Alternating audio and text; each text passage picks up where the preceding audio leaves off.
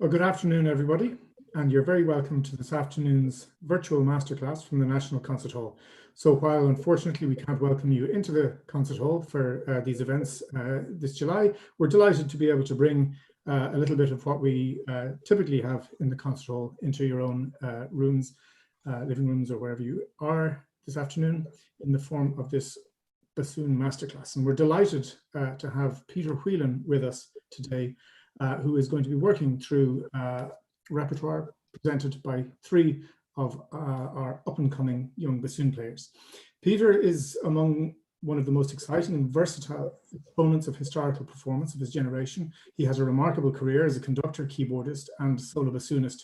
He's the artistic director of the Irish Baroque Orchestra and the founding artistic director of Ensemble Françaix. As a conductor, Peter has a passion for exploring and championing neglected music from the Baroque era, and he's also a regular collaborator with the Irish National Opera. This season sees Peter making his debut with the Netherlands Chamber Orchestra, Stavanger Symphony Orchestra, the English Concert, the Academy of Ancient Music, and the Scottish Chamber Orchestra, among others. He is former principal bassoon of the Scottish Chamber Orchestra, Mahler Chamber Orchestra, and the Orchestra of the Age of Enlightenment. Peter, you're very, very welcome, and thank you very much for joining us this afternoon. It's my pleasure. Thanks so much. We have three up-and-coming bassoonists for you this afternoon, and the first is Maria O'D. Before I introduce Maria, I would just like to remind people that we will be having a Q&A session at approximately 4:30 p.m. So if you have any questions for Peter, or if questions arise during this masterclass, if you would submit them via YouTube, please, and we will direct them to Peter at our Q&A at 4:30. We will be taking a very short break after our second participant, and we'll resume 3 to 5 minutes after that.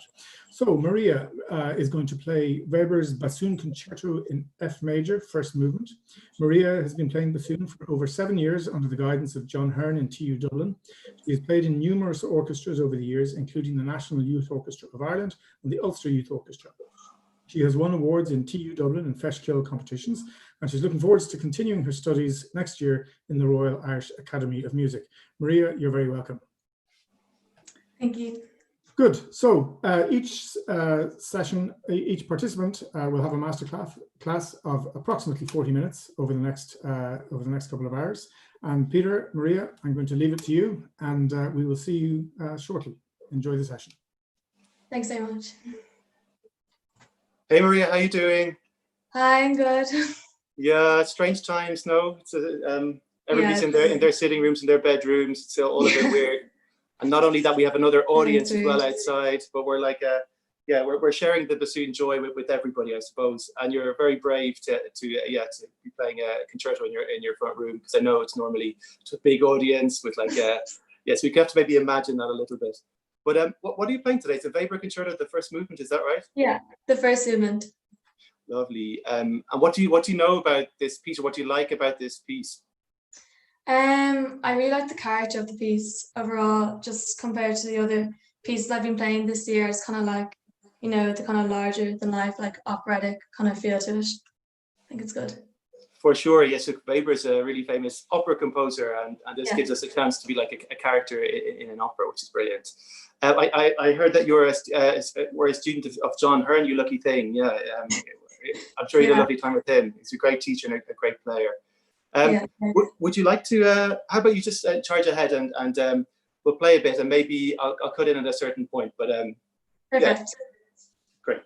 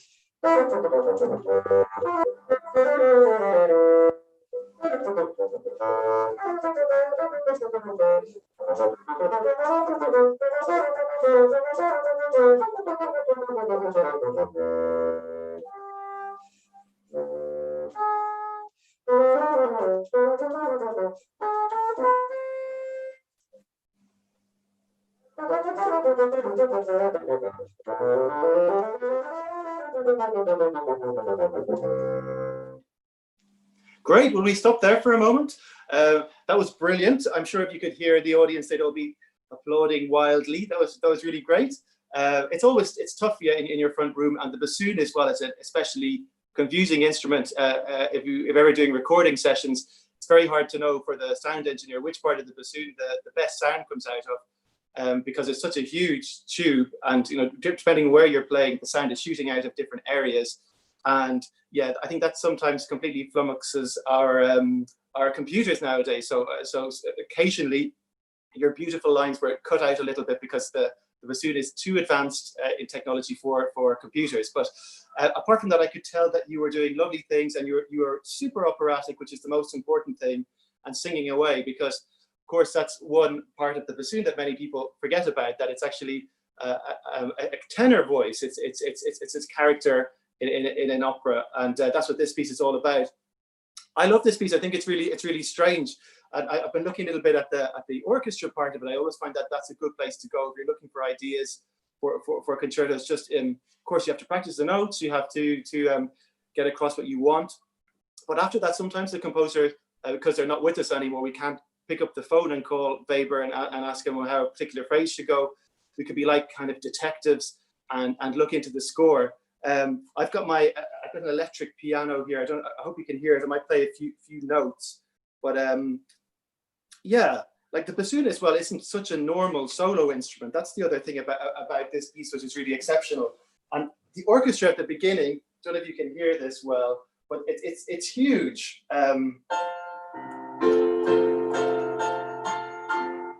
It's fortissimo, huge chords, and that's where you should normally come in.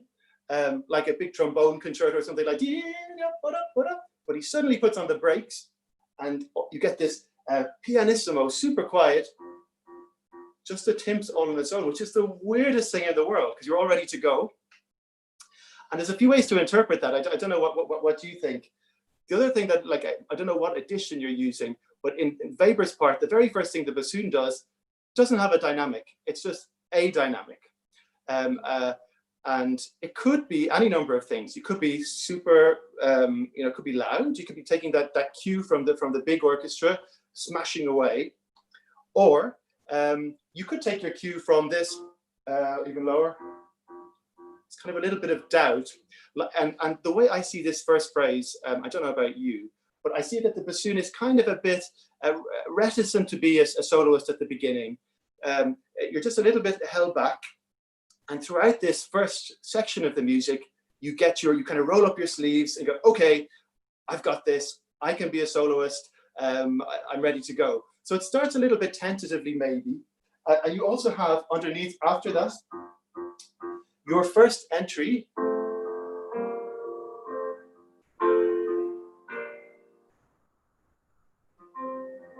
get this lovely harmony, and it's a little bit like a halo over the sound. So it starts with this very dry timpani going away, and then you have a little halo of sound with the strings. So it's a very supportive entry for you. And I always get the feeling it's like you know those mattresses that get your shape, like a temper mattress. So you got that underneath you. So it's a very comfortable beginning. He's not forcing you to be super loud and sun's out, guns out. He's just saying, okay, just do what you can. So it might be quite a kind of a gentlemanly beginning. And that's another quality of bassoon as well, that it's kind of normally that gentleman role. So just something to think about in the structure. Let's try that again, just that very first phrase. And yeah, nothing forced.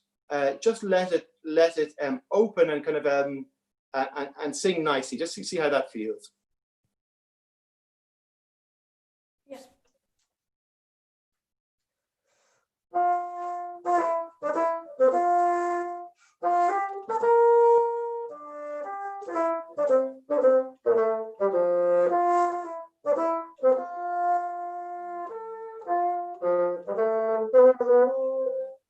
Great.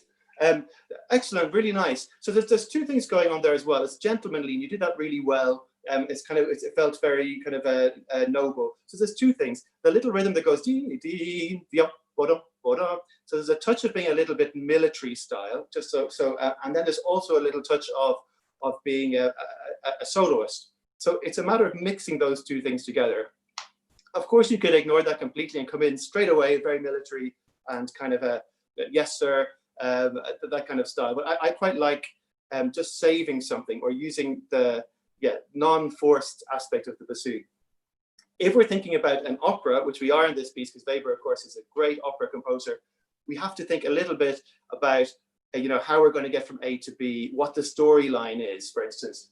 And after you've played the phrase you just played there, you get a big orchestra, ta-da, like, well done. Then you get the most confusing thing so far. You get the G's. They don't belong in the piece this early on. Like this is kind of G something. Very weird. There. So already after the very first phrase, we've got really lost. We're in G minor, and like, how did that happen? So I used this as an opportunity. Like if you had an emoji, it would be the eyebrows would be quite high. It's like, oh, where's the orchestra bringing me now? Like, this is strange. Like, we don't belong here. And you can use that little bit of surprise to, so it's just a tone higher than the beginning, like a little copy and paste higher. So use that, I think, just as a bit of kind of eyebrows action. Oh, and again, singing sweetly. And then after that, as you know, and you did so well, you played the fast notes so well.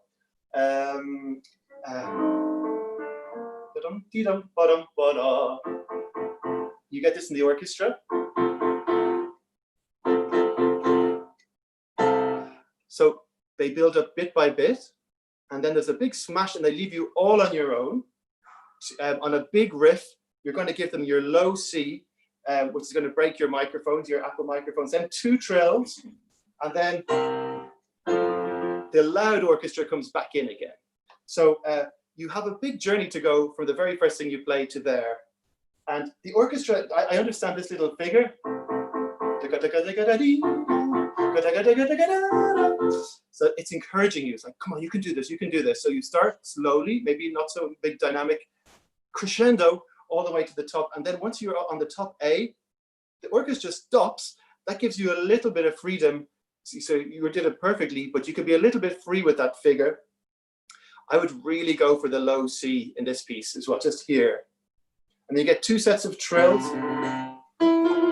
So it's 2 little jazz hands. The second one's even bigger. You're like, yes, I can do this. And then it's kind of triumphant, bringing the orchestra back in.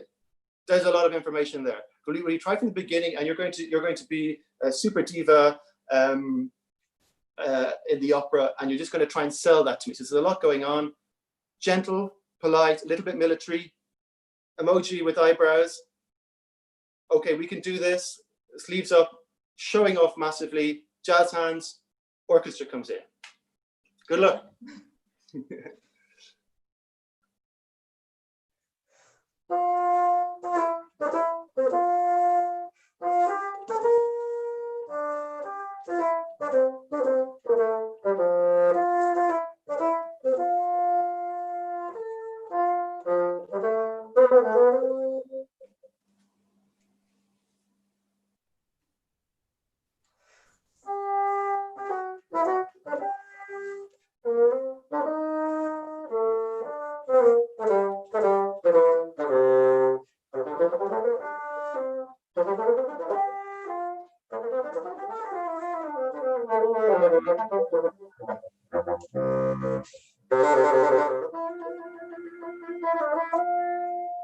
Yeah, great. Well done. That's terrific. Do you mind just trying the last three notes again? So the low C, higher C, and the E. And when it comes to the trills, maybe you don't have to start them. They don't have to be the same speed. Maybe the first one fast, and the second one just start it a little bit slower and then speed it up, because that can sometimes feel like we're ratcheting. It can add an extra level of excitement. So just those three notes and see how you sell them.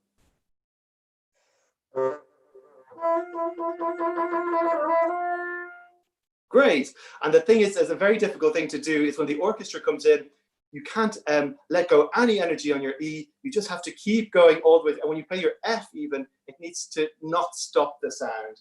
I know it's only like a minim, but make sure that the minim goes very far. Imagine that instead of being in your front room, you're in Croke Park, and then you have to play massively. So just those last, starting from the very low C, was that 4 notes from the end?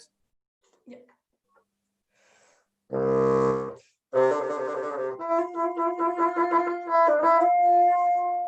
Great.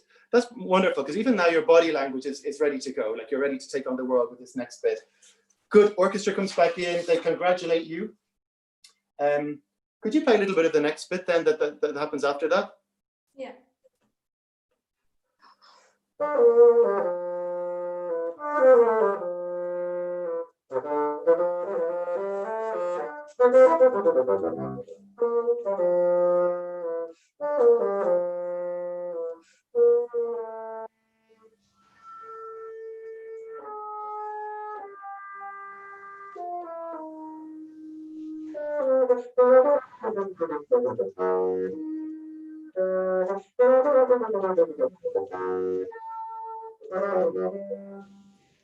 Thanks, Maria. So what do you think is going on in this section? What's your take on it? Just slightly more relaxed feel to the start of it, and then at the end a bit more tension and stress. Yeah, for sure. At the end, it does get quite stressy, doesn't it? You're jumping between really difficult notes, and which is a big old jump, like low F sharp to high A. I don't know how many octaves that is, but it's big. It's a big stretch. What do you think? So I agree with you. The beginning's very relaxed. That it's kind of even a bit repetitive. You get the same thing, which is so it's good. It's maybe a little trick to make people more relaxed, like you said. Like they go, okay, not so much is happening here. You get a few little outbursts, so like the little brillante bit, just should maybe surprise people a tiny bit. That's the C major one. That should come out of nowhere, so they maybe don't relax too much too soon. And then the bit I find really extraordinary is a bit after that. That kind of superhuman thing. So when I'm playing it, I try to connect the middle A to the high one, kind of swoop up like it's a supernatural thing. And then the move from the A to the A flat to the G is also super weird. And I try to make the most out of that too. It's like, I don't know, suddenly like a kind of a zombie apocalypse. It's like, whoa, kind of everything lifts up from the earth and then goes back to normal. So add that to your plan. So we'll start off by keeping it really easy, not boring, but relaxed, and then frighten people a little bit with the fast notes and then with the weirdness of that octave. Great.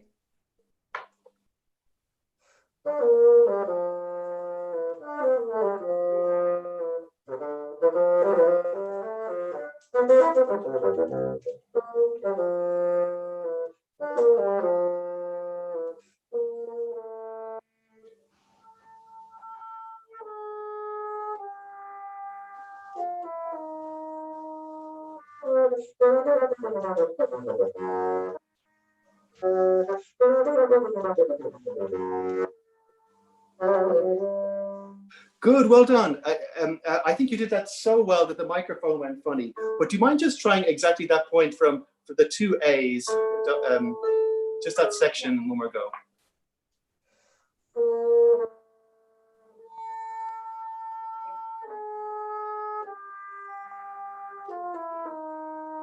Great, yeah. Because it's really weird in a number of levels. First of all, the octave, which is high compared to what you've been doing so far. A flat's weird, the G going down to the G, and then the E flat after that's also weird. So it's like quite a long, weird passage. I think you did it really well.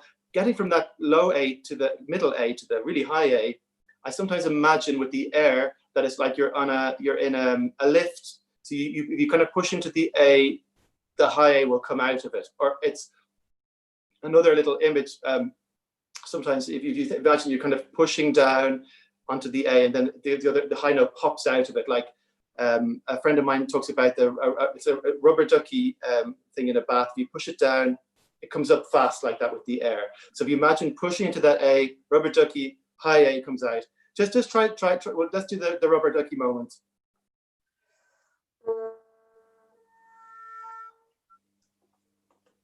Yeah, one more go.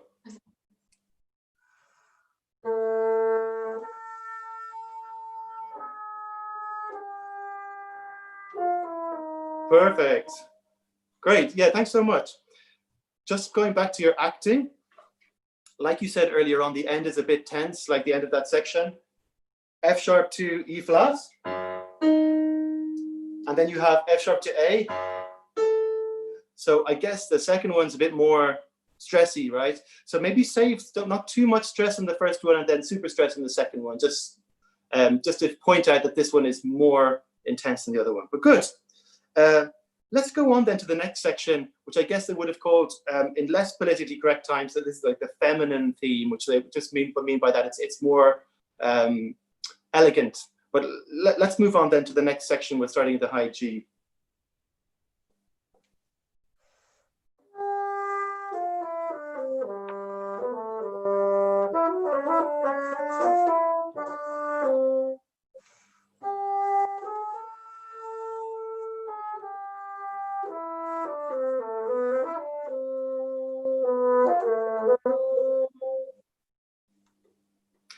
Nice, and let's just continue for a moment. Yeah.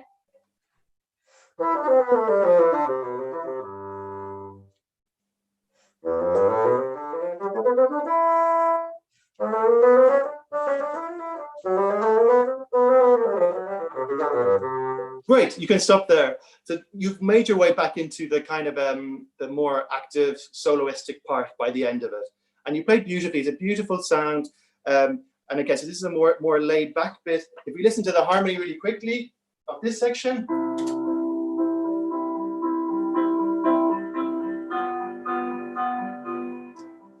There's not much going on, right? So it's just like C major, G major, C major. So that's your cue to be more relaxed. I really like these little grace notes. Where is it? And somebody once told me a good trick, if you have the same thing 3 times like that, especially in kind of classical music and before, maybe it could mean that each one is a little bit more intense than the last one. So it could be, and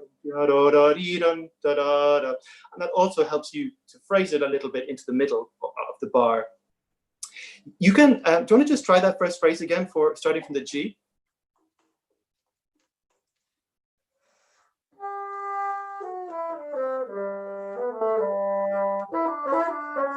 Sorry. You're all right.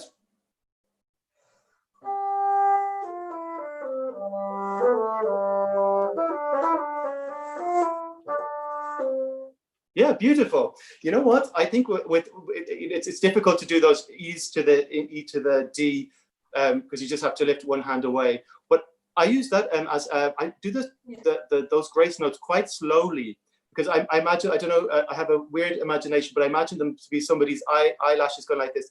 So they're very slow, and it's like somebody just like in a cartoon or something, like winking like that. So I would spend loads of time on the upper note and use it to be very lyrical, I guess. Do you want one more go? Yeah.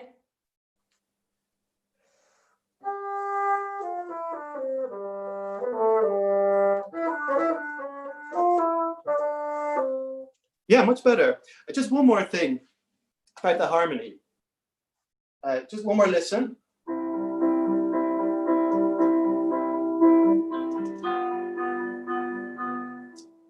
So basically, you have 2 bars of C major, 1 bar of G major, and 1 bar of C. So because the harmony doesn't change that much, maybe you could use that to influence your phrasing. So maybe it could be the first 2 bars belong together, and the second 2 do as well. That's one thing. Maybe phrase to the low G. Same with the next one. Save a little bit. So we could just simplify it a little bit for the listener, so they know that instead of listening to 1 bars, that they now have a kind of a super phrase. For them, the music feels much slower because we're making 1 bar is like in sections of 2. Do you want to try that again? Just grouping those 2 together like that. Yeah.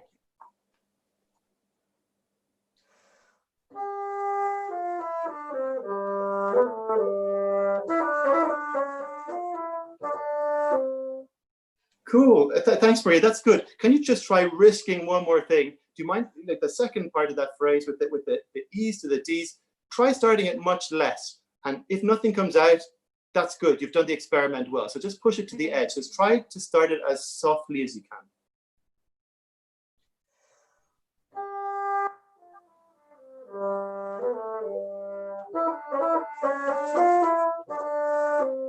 Okay, I have one more trick for you. The beginning of the first E, the little grace note. Yeah. Try playing it without any tongue. So it's just with the air. You're just your mouth does nothing. It just the air started.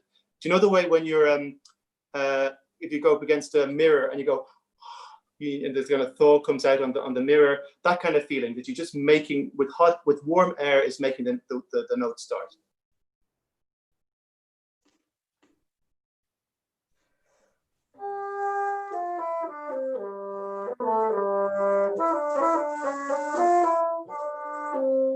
Cool, well done. So something to work on that, and just to trust that it's gonna come out. Good. Let's skip on a little bit.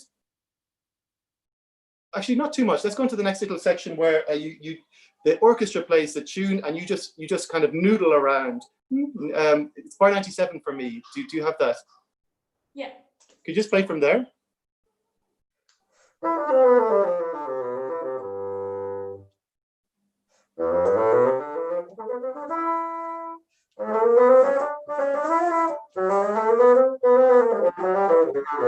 Great.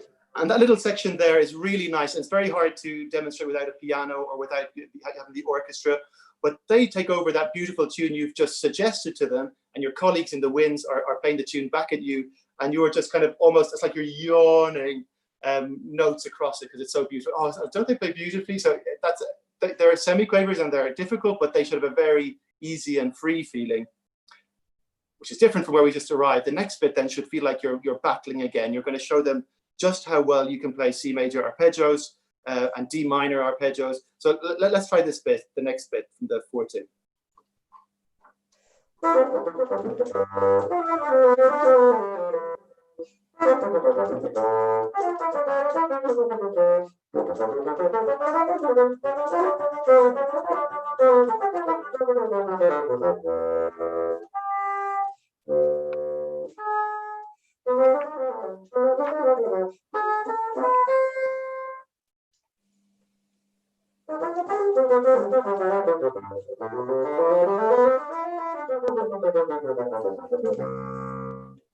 Excellent, great, well done.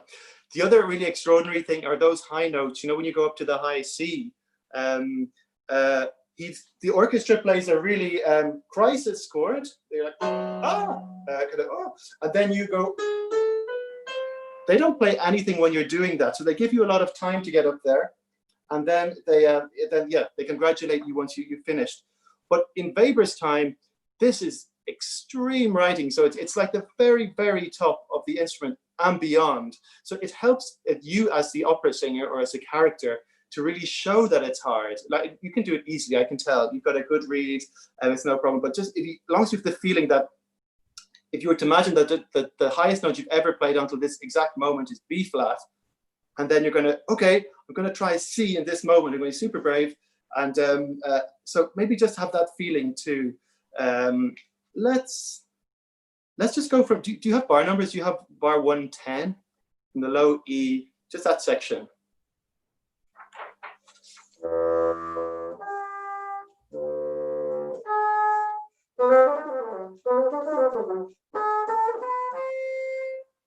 Great, yeah, wonderful. So that's the stuff.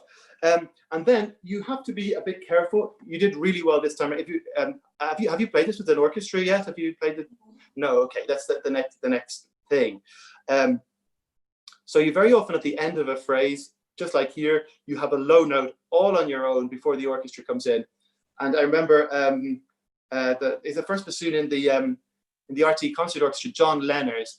And when I was young, I got the opportunity to play with them. And John, of course, I think had played it quite a bit before, and he was in the orchestra, and he said, just watch out for the low B flats and the Cs, but sometimes they don't come out. And I was like, okay, fine, whatever. Thanks for the advice. Then, of course, in the gig, nothing comes out. So if nothing comes out in that moment, you're really stuck because nothing else is happening and it needs to resolve. So it's worth just preparing those notes. I know you've got them now, and when the B flats come, but just in a concert situation, you have to watch out. And I'm really grateful for that advice. Sometimes it helps if you're going down the scale and if you're playing quite high for the rest of the movement, and you sometimes have to physically think to drop your jaw in order that the low note comes out. And that can be just a useful thing to write in sometimes, that on your way down, you don't get too tense, and that so that the low note has space to come out. That also helps the low C not sound too sharp, which is a very easy thing to do on bassoons as well, as you probably know. Good. Let's move on a little bit. We do a little bit of the middle section. Yeah.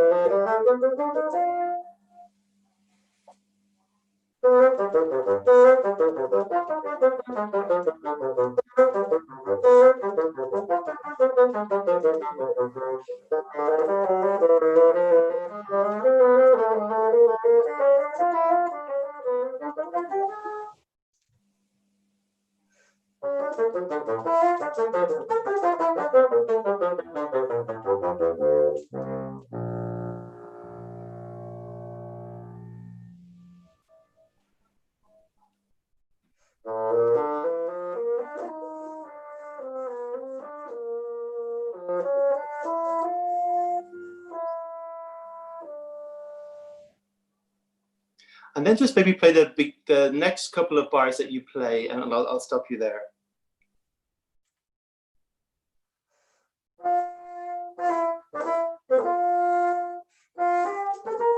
Great, thanks, Maria. That's good. So this middle section is quite funny. I like this section. It's kind of a little bit kind of a Russian-y vibe going on there as well. It's con fuoco. And I think you can really ham that up. You know, you can make sure it's super rhythmic, which you did. Maybe again, just looking at it now, just for the bar, the harmony.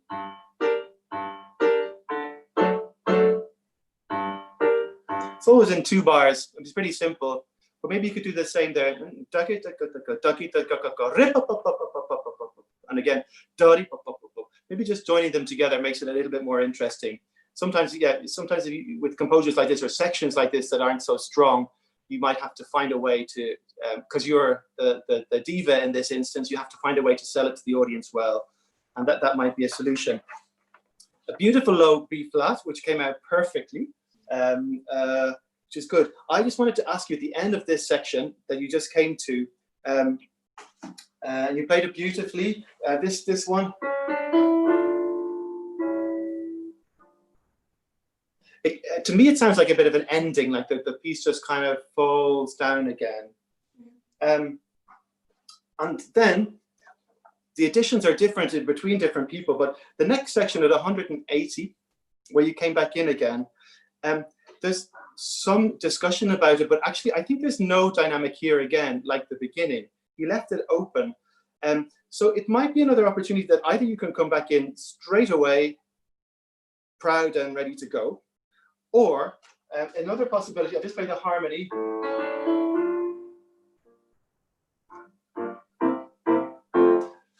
That you use that first bar to get your groove back. Sorry, I'll play that again. Just the bar before you come in. It's only the 11th hour that the harmony changes, and you find home here. So when you're playing with an orchestra, I find it kind of effective sometimes to start quietly, and then you found your way back home again, because it's kind of like it's like Dorothy in Wizard of Oz. You're kind of finding your way home gradually, and you're like, oh, am I there? Yes, and then there's that moment where you arrive. Because I know we don't have so much time. Just a couple of other things. Every time you subsequently come to do you remember at the beginning we had the jazz hands trills? Each time they come back, there are more notes of trills or more bars of trills. So each time that little unit expands, and by the end you have a really giant one. Do you mind just trying both of those? So for me, it's a bar 192 is the next set that you'd have.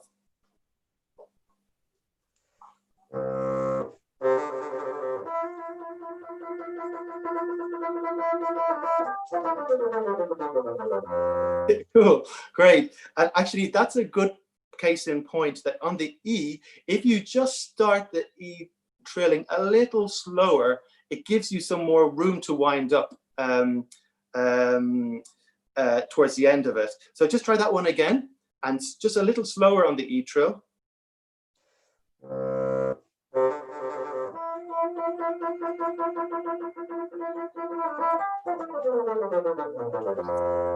Good. And now let's try the very last one you have, like 239, which is the most epic trill. So this is going to be the most jazz hands you possibly have.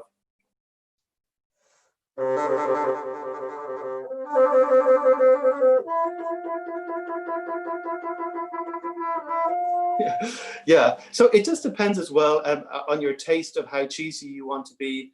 In my experience, very cheesy is good in this moment. If you know the way, I don't know how many Italian people you know, but they're always really expressive, and opera is all about Italian things. That bar on your own and 241, it's totally on your own. In your own space, experiment with how slow you can go with that one. It could even go because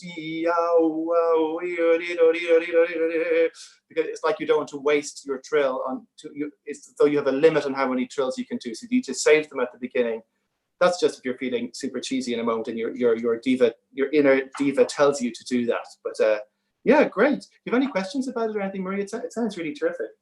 No, it's all very good. Thank you so much for everything. No, you're welcome. Yeah, it sounds brilliant. I hope we get to meet soon in person. And yeah, good luck with the study. And I hope it's not too long before you get to play with other people as well. That's the other thing, right? Yeah. Take care of yourself. Lovely to meet you. Much. Thank you. Thanks. Thank you very much, Maria, and thank you, Peter, for your insight into Maria's playing. Always interesting as an outside observer to hear the insights and the advice. So thank you. Our second participant is Ciaran Hayes, and Ciaran is going to play Françaix Bassoon Concerto. Hi there, Ciaran. Ciaran has just completed his bachelor studies at the Royal Irish Academy of Music with Attes Kirken, and shall be going to the Royal College of Music in Stockholm to study his master's degree with Fredrik Ekdahl. He has also played with the National Concert Hall Development Orchestra, Sinfonua. Ciaran, you're very welcome. I'd just like to remind people that we'll be having a short Q&A session at approximately 4:30, so please put your questions into the YouTube comment section. We'll bring them to his attention. Also, after Ciaran, we'll be taking a very short break, just around 3 minutes, and we will then have our final participant.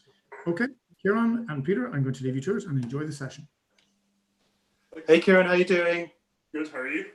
Grand, thank you. That's exciting that you're off to Stockholm. That's brilliant. I'm leaving in like 2 weeks. It's mad. In 2 weeks' time, wow. And it's all going ahead. They're not holding you onto you, or you don't have to do quarantine or anything strange. They don't like do quarantine there, so. Of course, yeah, I forgot that. Yeah, that's so exciting. Good, and you've everything packed and ready to go. Kind of. Vaguely. Yeah, it's a great moment. It's so exciting to go to new places, and there's so much. Actually, this is what's kind of nice about this experience here, because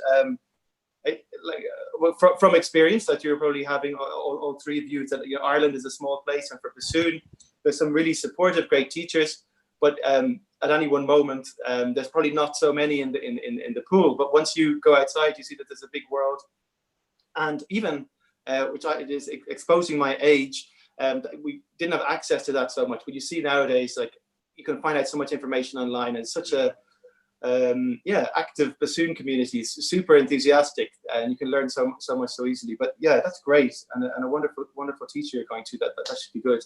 So what do you have today? You have the Françaix. First, second, and third movement of Françaix, and Scheherazade and Choik 4. Scheherazade, great. Okay, excellent. Let's do some of the first movement then of Françaix, and I'll stop you at a certain point.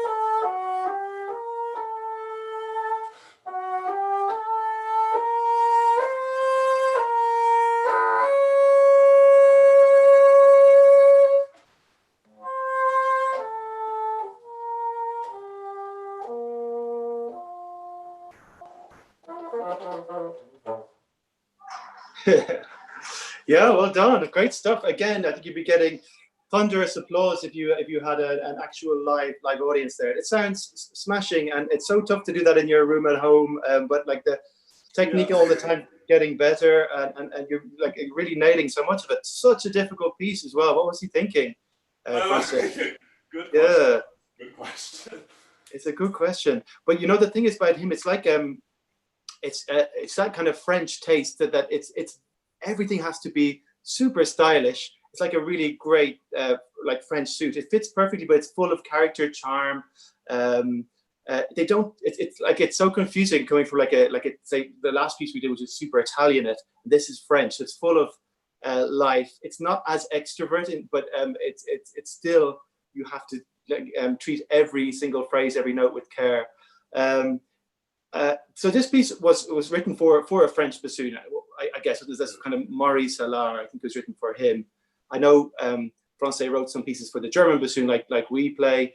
But we can learn a lot from listening to great players of French bassoon as well. There's some really wonderful people out there. A guy I studied with is called Julien Hardy, and he's just like extremely beautiful player. Everything is soulful, and he really makes the instrument sing in a way that makes me like insanely jealous when we were studying together. But it's just well worth listening to what the French sound can bring to things as well. It's very particular. It sings. It can be a little bit kind of nasal is the wrong word, but it's using this part of the face. It's super expressive. Whereas the German one can be a little bit easy to be blander. every single note has a different color with the way that the French instrument sings. And I think you can listen to Maurice Solar as well. So many of the huge French pieces were written for him too. Actually, in Ireland as well, after the war, there were two bassoonists who came over. They had a German bassoonist and a French guy called Gilbert Berg, who lived in Ireland for years.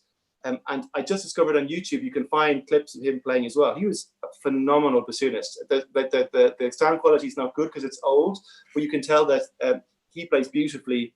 I think that he's playing Sanson a couple of movements, so you could maybe check that out for your like a Irish bassoon heritage. But it's funny that like as a country, we had both going on side by side for a long time in all of the woodwind instruments actually. So we're kind of a confused nation. That was great. Let's just try a little bit at the beginning again. It's really good. So we're on this level of just trying to coax as much color out of it as you possibly can. Like there's a few things to think about too. He's a contemporary composer in that like this. Well, I think he's written 1979. Is that right? Something like that. I'm not sure. He died in. I think he died in '98. Oh wow. Wow, I didn't know he lived that long. But yeah, okay, it's not that old, but he's using kind of an old style harmonic structure. Like even the beginning, if I can, and then you have this. What is it? Like it's quite dramatic, kind of. I Will Survive harmonies going on there. But the first one, just A minor, and then what's next? E major with a twist. Yeah. So even though the mood is kind of a bit slinky at the beginning, I would just show the harmonies too. It's still music that you have to listen carefully to how he's twisting things. And I know you do a bit of like composition, so your ear is attuned to that kind of thing too. But it's worth seeing what harmonies he's got and how he's working with them. I'm totally obsessed with this guy, Jacob Collier. He's online, so he's like this kind of king of negative and positive harmonies. But I think this music you can really it's old school, but there's really interesting and really beautiful kind of Ravel style harmonies in there too. Let's just try the beginning again for that. So that second chord gets a little bit extra zhuzhiness to it. Yeah, just at the top.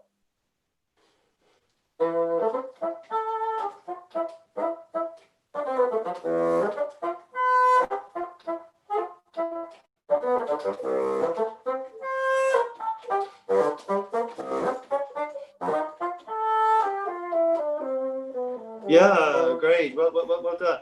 Again, then you have three times that dom, and then the one we talked about, and the last one is the biggest stretch, all the way up to the high C. So again, that we've got that little, in terms of dynamics, not the right word, but just the space that the chord takes. It's growing all the time. It's good to say something for the last one. We need to hear the low note and the high one equally. Yeah. One tiny thing, it's great, but that A, I would just try to connect it to the G a little bit more. Yeah. So the G just falls off the A. Those two are really connected. And the same the next time. And then the other thing that you did really well, but I just wanted to check that you were doing it. We need to hear a little bit of that kind of a little kind of a Turkishy thing there. Just one more go with that.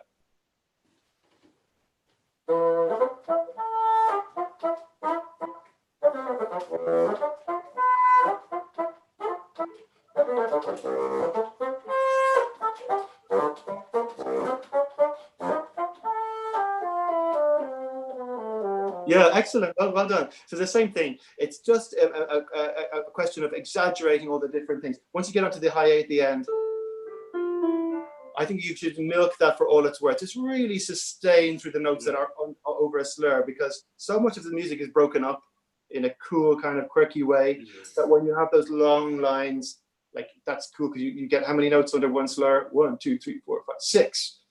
So just show all of those like in a really kind of calculating way. This is 4, this is 6, this is short, this is long, this is high. So you're illustrating constantly. One more go of that just from the beginning. So all understated, but lots going on all the time. Yeah.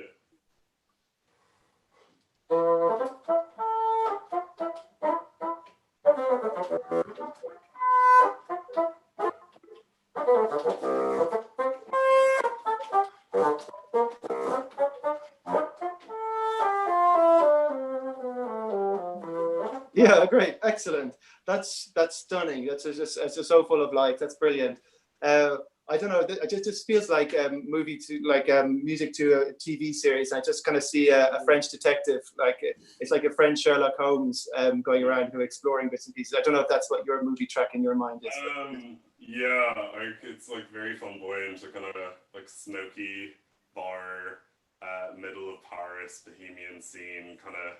I don't. Yeah, man, it sounds like fun. Yeah. Let's go from one and continue that. Let's see what our friend Sherlock Holmes discovers next. From let's go from one and just see what happens next. And the same kind of things. I know you can play it. You just need to show all of the details to the audience. You just need to make sure that we understand everything. Yeah.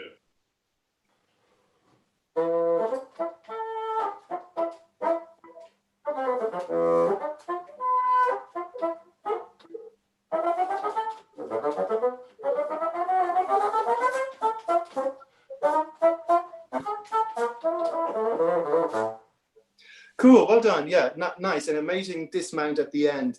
Just a technical thing. As you're going higher with that little section there up to the B flat, just before the end, I tend to, it's a thing from singers, as you're going higher on a bassoon, just keep the notes ever so slightly longer as you're going higher as a way to prevent them cracking. Yeah. So down low, give it loads of articulation, and then and just widen it ever so slightly. If you want to try that, I'll tell you if you go too far, but the audience, the listener doesn't hear it like that. Good. Even the B flat, I would just take a little, like a hair's breadth longer, just to take care of it, that it doesn't cough. So just make sure it speaks and still is short.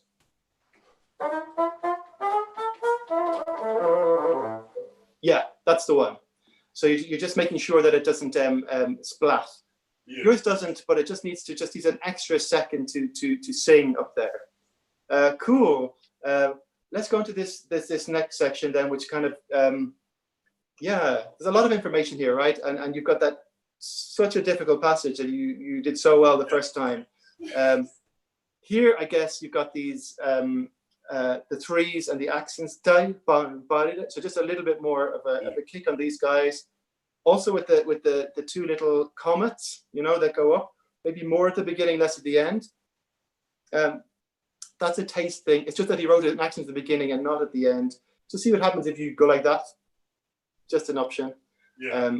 Yeah, let's go from two.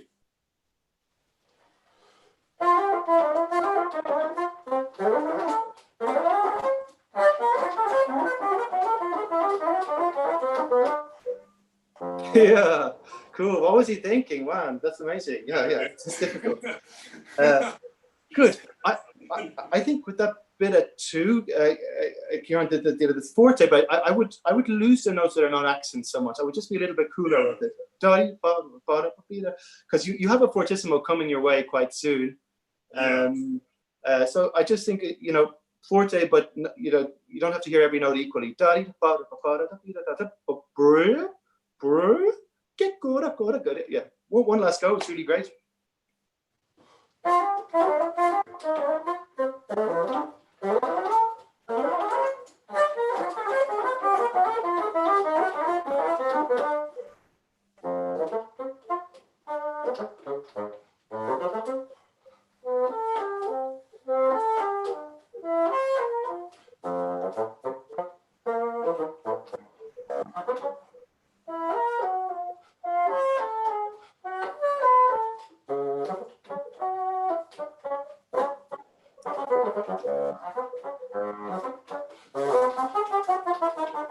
Yeah, excellent, great, well done, good stuff. Once again, it's all in such good shape. Little phrases like that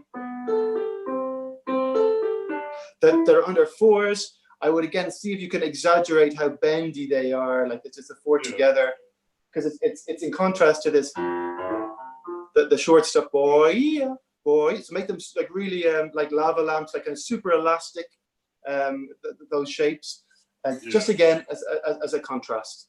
And then last thing, that section, that difficult one up to the high A, what is it? Make sure that the first A, that thing we were talking about earlier on, has good integrity, that it doesn't split too much. So make sure you give a little bit of space.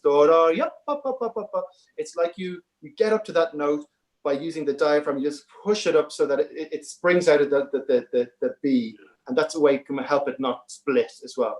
But let's do a little bit of that again. After the really the fortissimo bit, the really hard one. Let's go after that.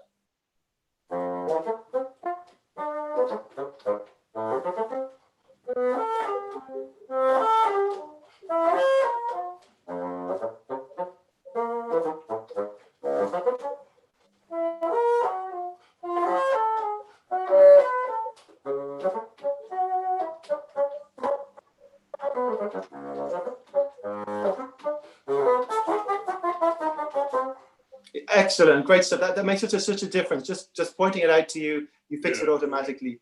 It's the same thing with the high C sharps, which might be, the slurs up there are difficult. Again, if you use the previous note as like a climbing frame that swings you up to the note, if you visualize that, sometimes it just helps the note to come out with, instead of just relying on your lips, that you can just imagine it. The last thing to do for high notes, especially C sharp, E flat, E, if you literally smiled, sometimes it just comes out. So it's just it's like, or maybe it's just tricking yourself into feeling happy about it. Then it's good. Great, you were all over this. This is brilliant. Let's go to the poco più lento. So just a slow section. We'll talk about this a bit. Again, it was beautiful. I'm looking for as much subtle changes of color, like that kind of French bassoon sound. So everything humming beautifully, and to find the connection between. I think we've maybe chatted about this before, but bassoon, of course, we have all of this scaffolding on board, all these notes. It's just to find a way that the air goes first and the fingers follow, so that actually you're singing and the fingers are the servant of the air. So you're not showing, it's not for a moment that you are using your fingers too much, but just to change the balance the other way to make it as vocal as possible, I guess. Yeah. Cool.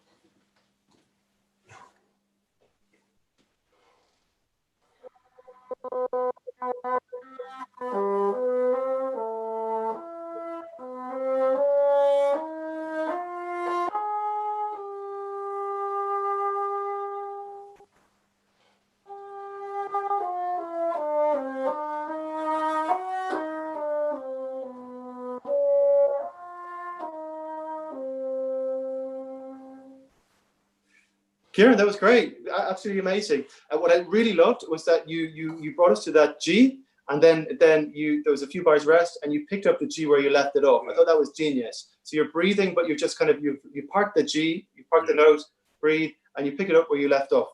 Yeah. Genius. If I was to be super critical, I would say that the very end of that phrase, just the last from the B natural to the D flat, F, E flat, C.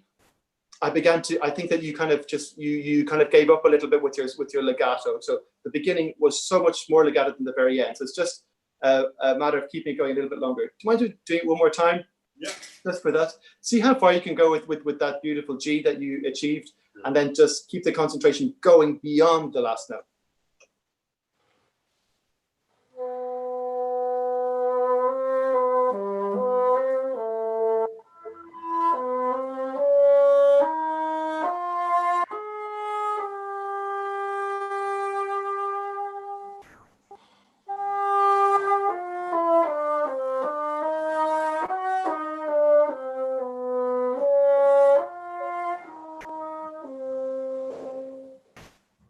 Yeah, perfect. That's what I'm talking about.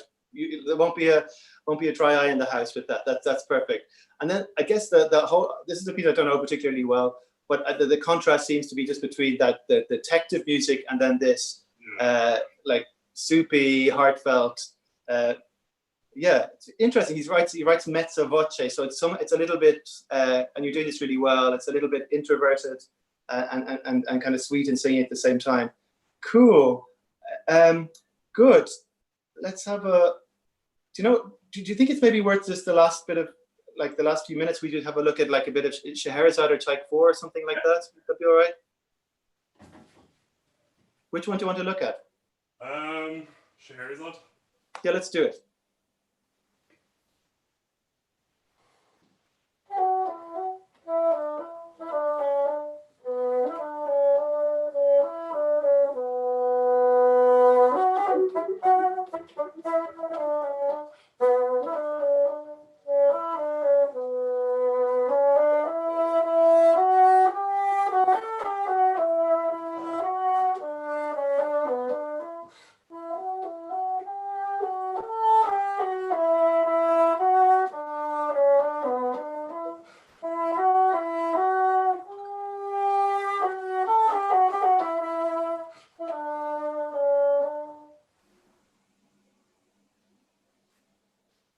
Cool. Do you want to look at the cadenzas, or that's for another day? Haven't looked at that in years, so no. That's fine. There's a good story. There was a great horn player called Victor Malrich who used to play in the. It's just incredible horn player. He told me a story once in Ireland a very long time ago, and he came first at those cadenzas that kind of roll around. That the bassoonist, whoever it was at the time, he didn't say who, but just got stuck on it. I just couldn't dismount from it, so just like it just suddenly stop. Yeah, but that's beautiful. Well done. The good thing about this excerpt is it's good to try to find different ways to keep it free, and there's lots of different dialogue within itself, and sometimes it's just worth talking about them, finding other ways of doing it. The big difference is between the oboe version and the version the bassoon has is that we get a version that is less rhythmic. Like, so we're not there's not a pulse underneath us to keep us moving. And that means we can just be a little bit freer, generally speaking. Not to say that parts can't be in tempo, but I think that we can play with that idea of how we move the rhythmic things a little bit more. It's like I was saying to Maria at the beginning with the grace notes in the Weber. Same with the beginning of this. I think you can risk a very lazy first grace note. Because very often there's a little bit of panic, or we feel that because it's a short note, it should be very clipped. And I think it's the opposite. So it can be much longer than you think. So the audience will sound totally fine. And then again, it's worth looking at the structure a little bit. There's kind of 3 times. So they're each connected to each other. They each have a little tail. And you get a lot of that. It's got a little bit of a kind of cool little kind of Middle Eastern groove to it. That's good to just point out. Super slinky, sexy sound, but just always remind that it kind of snaps back into that. Do you want to try the beginning again and just risk being quite slow with that first grace note?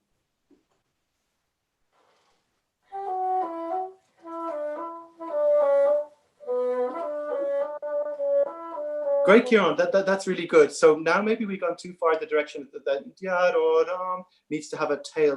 That fourth note, third note.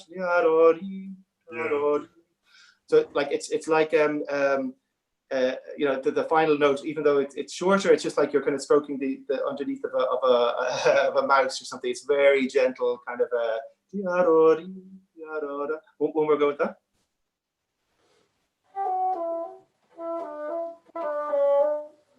Cool. Sorry to stop you. Remember in the Françaix you had that amazing joining of the one note to the next. So same again here. At the moment, it sounds a tiny bit clipped.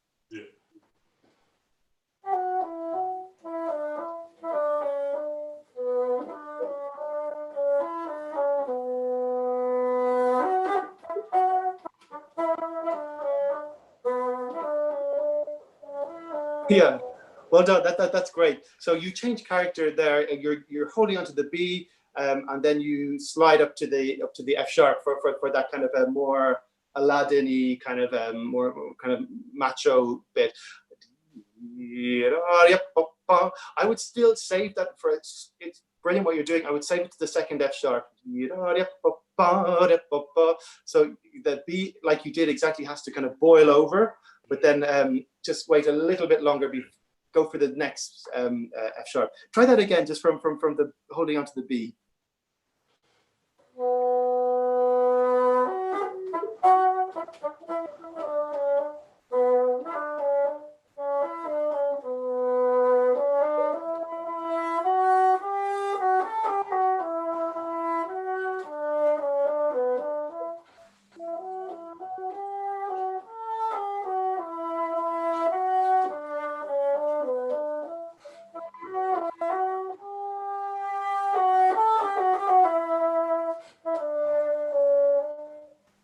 Yeah, well done. That's so great. Again, another option for the end, Ciaran. And dee dee da dee. Do that little section near the end. You can go the other direction with that too. Sometimes I find it's fun to pull away the dynamic there. And then because it's the strings have to really listen to you, and if you can be very kind of sensual, I guess, the way you arrive onto the G and then start to crescendo, and then open it up again. So it's just a very final, super cheesy, but it can be really effective as well. So just again, especially with your studies from here on in, because you're such an able player, you've made such great progress. But the next task for you, I guess, is to try on masks of different people. So if different teachers that you're going to visit, they'll all have different opinions on how to play this and how to do it. And good for you at this point to say, okay, I'm going to try that. Maybe it's not for me, but I'm going to just see how it feels to try that idea. And then eventually, when you become your whenever you're out in the real world, you have a lot to choose from. The idea, I suppose, is that you don't get too stuck in one particular way or like one particular teacher, no matter how good they are. Or player. Let's just try the end of that again, just a few bars before the end.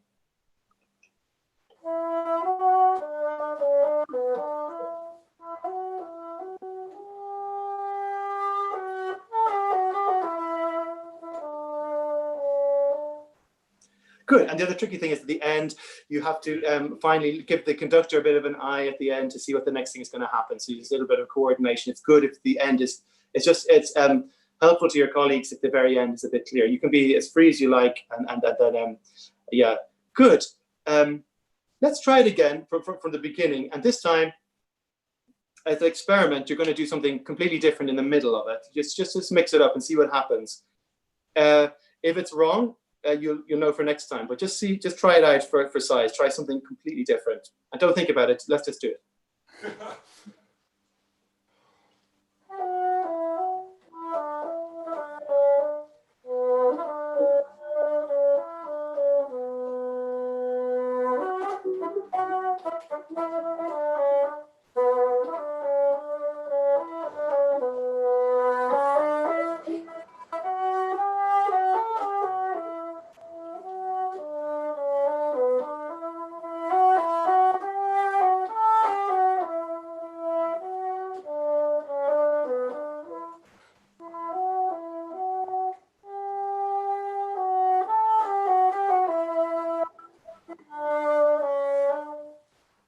Wow, nice. Yeah, that felt amazing. It's kind of super improvised. And you kind of, I'm sure people listening as well will agree that you kind of had us. Like it felt like that, felt like you're improvising it. That's a problem as well, because you play these pieces so many times. Same with Mozart Concerto, same with Weber, same with everything. That it can feel like that we're stuck in our way. So it's good sometimes, like you did just now, to really just shake things up. And yeah, it's your own experience. We try just the last few minutes. Want to try a little bit of the Tchaikovsky? Yeah. Somewhere.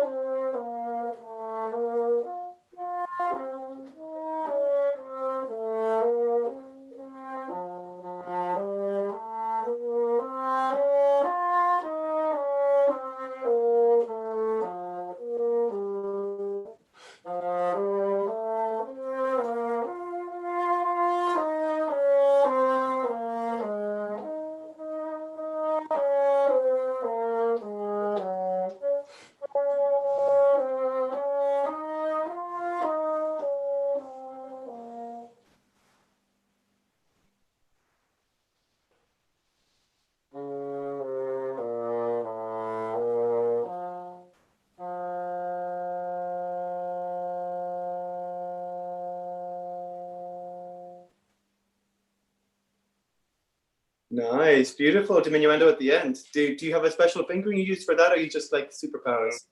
If you lightly cover the D key, like if you okay, like next to it, I don't know if you can see that. Yeah. And just slightly arch over, it controls like the air that's coming out of there, which like helps it keep stable. It definitely worked. Yeah, that was cool. Yeah. I use another fingering that it's more complicated than that, but it means you have to sit on the F for a while, a little bit flat, and push the note up. But that seems like a good solution. Yeah. I remember Ian Forbes in the concert orchestra. Well, he had another one that he uses like a very special half finger. Maybe the first toe. I couldn't manage it, but he could really well. So yeah, but that sounds great. There's quite several people to just kind of hover your finger over, but I always go too far. I find if you kind of balance it off of the key, it like helps me, because my hands are quite big. It helps me like keep air and not like change the intonation with my finger. Like, exactly, I'd find that hard just to hover over. Yeah, but no, great. That was really beautiful, and at the end you've controlled it so well. Again, I would just say it's such a difficult balance, this one.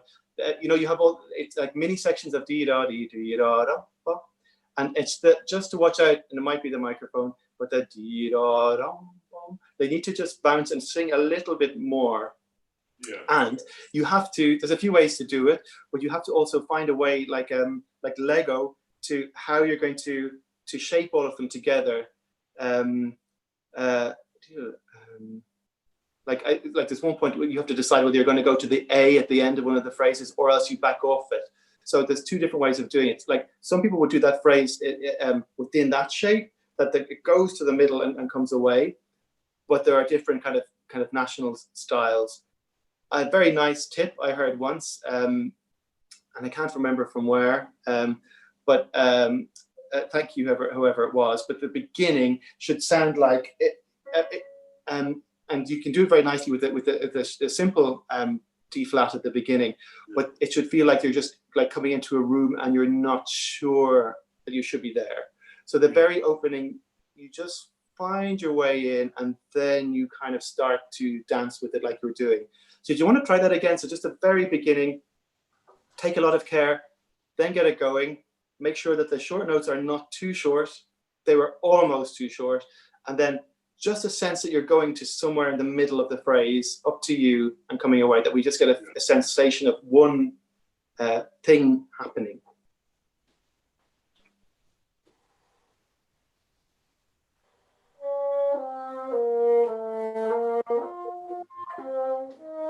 Sorry, Ciaran, I'm sorry to stop you.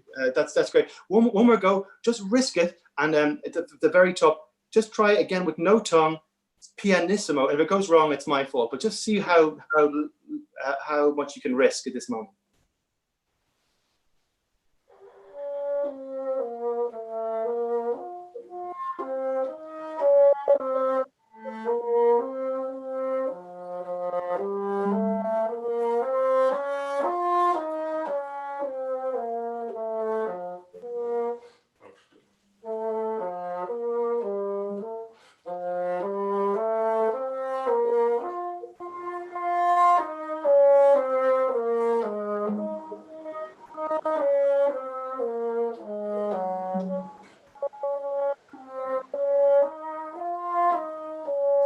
Great, well done. That's good. Just the A in the middle, you can play to that a bit more, so it doesn't need to be so scary. But Ciaran, that's great. Well done. And we're out of time, but it's sounding really superb. And good luck with your studies the next bit. I can't wait to see what you do next. And yeah, thanks for today. Thank you. Thanks, Ciaran. Thank you very much, Ciaran. Look forward to hearing from you again. And thank you, Peter. We're going to take a very short break, just about a 3-minute break, if that's okay. So we will see you all very shortly. Thank you.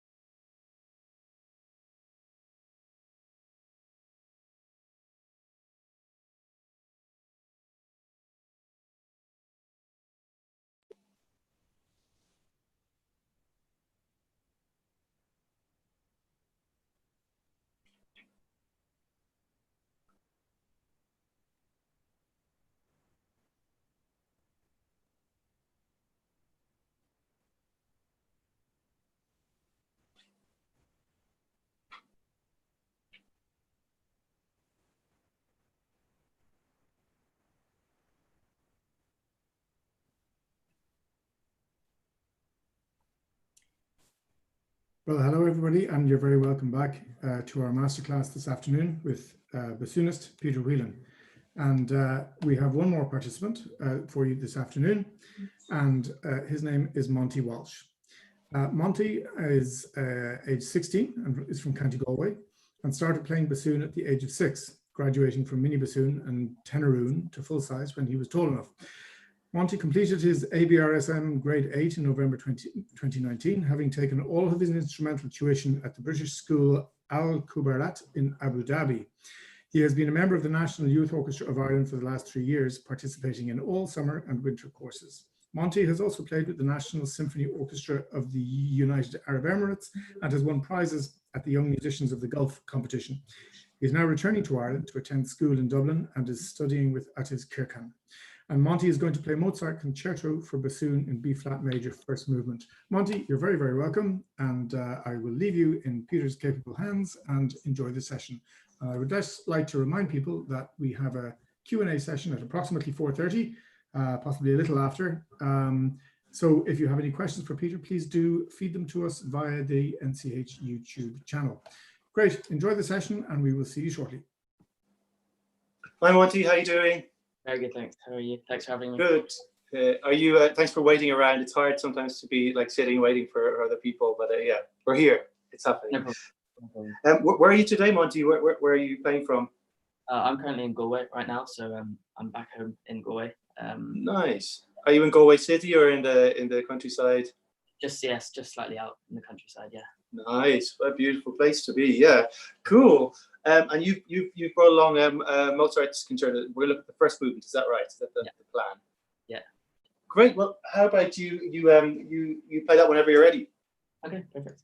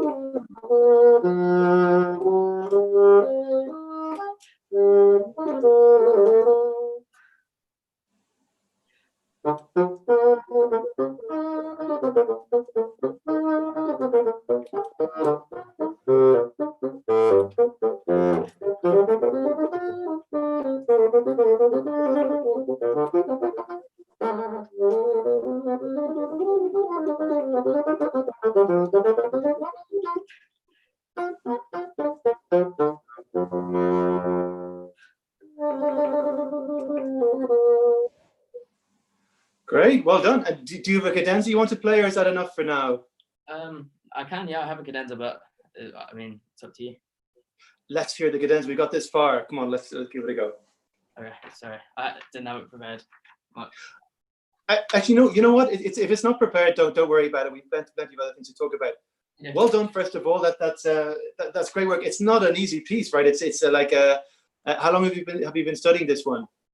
I did it my grade 8 in December, but I haven't really picked it up. So as soon as I got the call to do the masterclass, I picked it up again. So I haven't played it in a while, but yeah, I played it around December time before. So yeah. I see. Yeah, super impressive. Because what age are you now? You're just 16.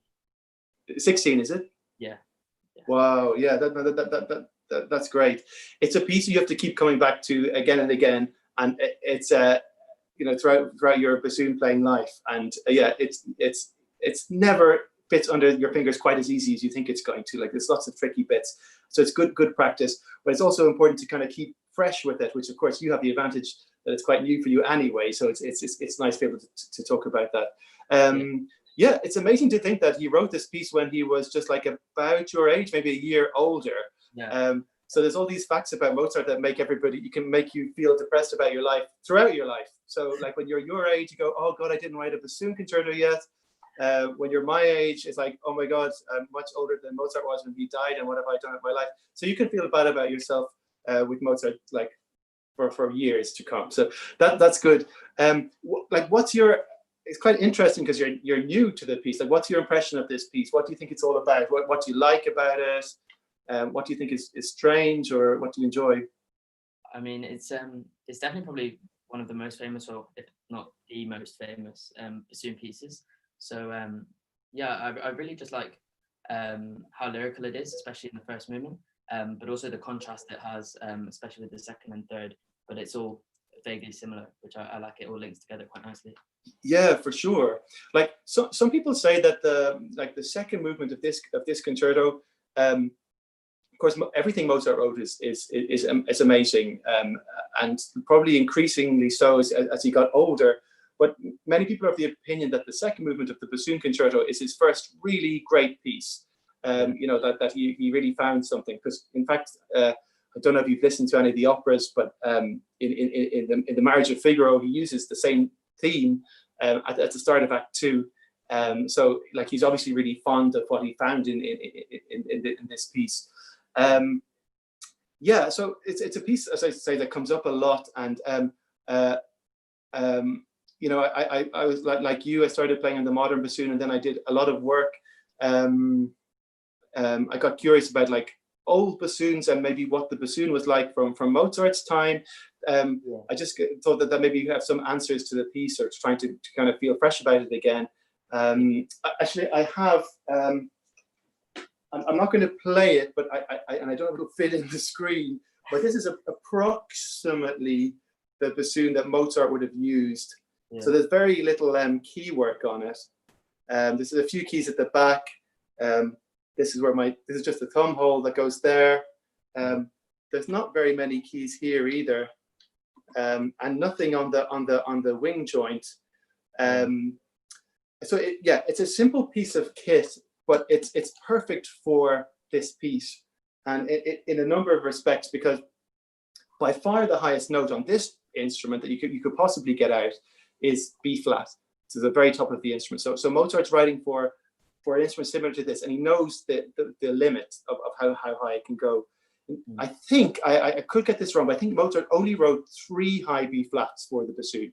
One was in an opera called Idomeneo, and then 2 in this piece.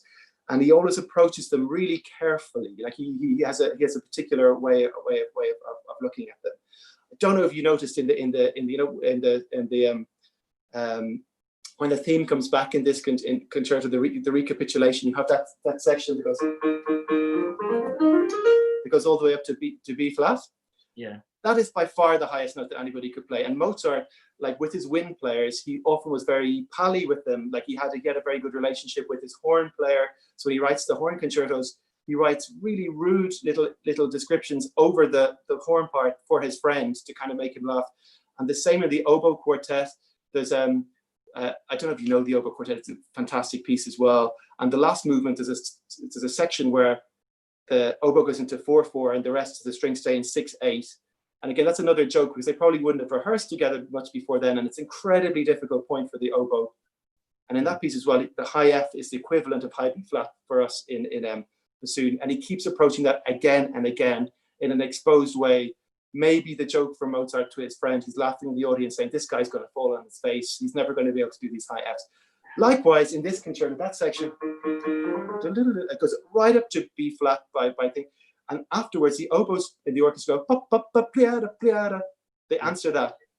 So either they're saying, oh, well done, you got a B flat, that's amazing. Like, or you fall flat on your face and you make a big squawking noise, and then they're laughing at you. And that's Mozart laughing at you. And then you do it two subsequent times.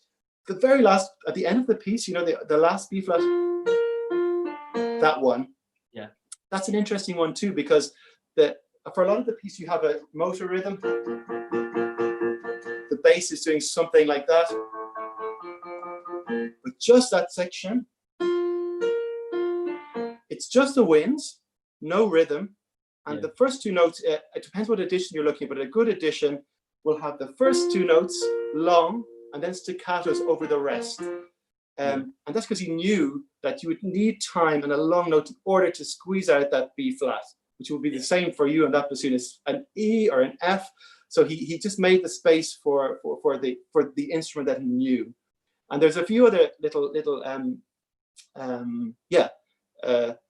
from the old instruments and from looking at bass lines. That's another thing that's a great advantage of playing bassoon, is that we get to play bass lines, understand bass lines, play middle parts as like an orchestra, and then occasionally soloists. So we've kind of got it all. We have a whole picture of what it is to play music, and we have like a lot at our disposal like that. So it's very useful, and certainly my teachers that I had in the past used the bass line to show, you know, like I went to Basel for a while with Azzolini, and he would make us play bass line for each other or play orchestra parts. And that way you just learn so much. And not all instruments can do that, so we're really, really fortunate.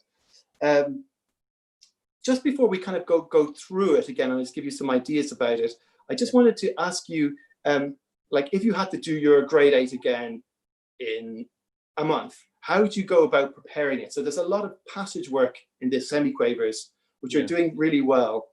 But how do you make sure that they're, like in your practice schedule, how do you make sure that they're very even, and like what would you do? I think slow practice is probably the most important when it comes to fast passages, to make sure that all those little micro details and the different things that you're taking away from them are ingrained in your muscle memory, and then as you get faster with them, you'll be able to take those with you rather than just going at it half leather. That sounds really like a really good idea. Would you turn on a metronome and kind of work it up? And do you ever try rhythms as well? Do you work with that? Yeah. Like sometimes people would do dotted rhythms and then the opposite, you know, that they can be ways just to really stabilize it.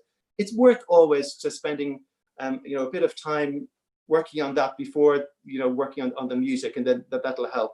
Certainly some musical things as well can help with the technique. Sometimes if your fingers aren't working or aren't as fluid as you'd like, first of all, of course, you're doing your slow practice, but then after that, there are things you can do with the way you use your air that can really help. So if you imagine that your air is like a tank of gas in the engine, you know, that's trying to, it can drive you places, and your fingers can sit on top of that. So that's another way that can help. And when we're talking about the air too, we can look at the a really good example is the very beginning. I don't know if you probably just have a bassoon part there. Do you have a piano part nearby somewhere? Yeah, I think I do actually. Yeah. For instance, just the very opening, if I just to play what's the bass line is.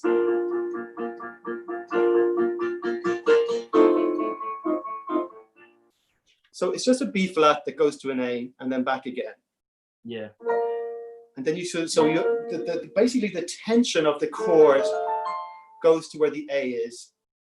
Yeah. That's in bar 3, and then back again. It resolves. So tonic to kind of dominant, and back to tonic. And like, it took me years to realize this. It's called dominant because it's dominant. It's stronger than the tonic. So if we use the air to go to where it's dominant, I think that can help. So if you kind of line up the bassoon part against that,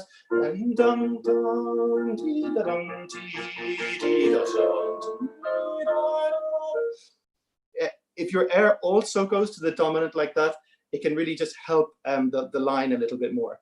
Yeah. That's a kind of maybe a new concept, but it's something that's very useful when you're looking at classical music and music before. For instance, if we were to take the first line that you have, that theme, which is the most important note? Where's the music going to? Do you think it's to the low F or to the E flat? The kind of which is more important? I'd say probably the E flat, maybe. Okay. Well, play it for me. There's no right answer. Play it for me, just the first phrase, and go to the E flat, and then we'll stop.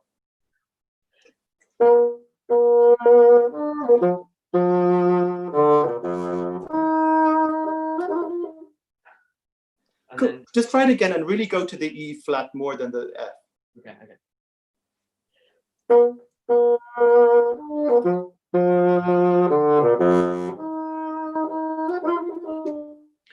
Great, and try it again, and this time go to the low F instead. Your microphone picks up the F, but just think of it going to the F first and then the E flat coming away. Okay.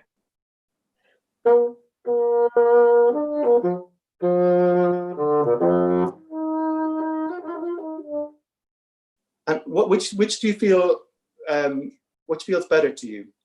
The second one probably, I think, with the E coming away. Yeah. Yeah. Okay. And then the third one is, what if both the low F and the high E flat are both equally important? So just try that. So you're phrasing to both of those notes, which land on the dominant-y bit. Okay.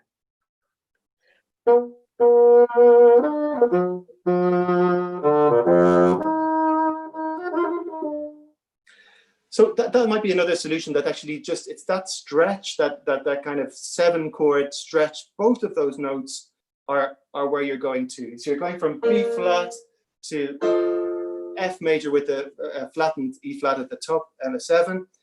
So that might help, and also would line up with this. So your air, also the air that you're using, it releases into that point. So it's kind of a pleasurable feeling to change. Even the bass part, it's like the bass players are getting bored on B flat. Yeah. Oh, thank God, it's A. So you get that feeling, oh, yes, we finally changed to A. That's such a great feeling. Let's try that again. We're going to add something else to the equation. Do you have any words that go with the opening theme? Probably not. But Dutch people tend to think of the words tiptoe through the tulips, which is not bad, because it makes the notes not too short. So instead of da, ba, it's tiptoe through the. So just keep it a little bit more lined up. Think in your mind's ear, tiptoe through the tulips, and go to the F and the E flat. So one more go from the top.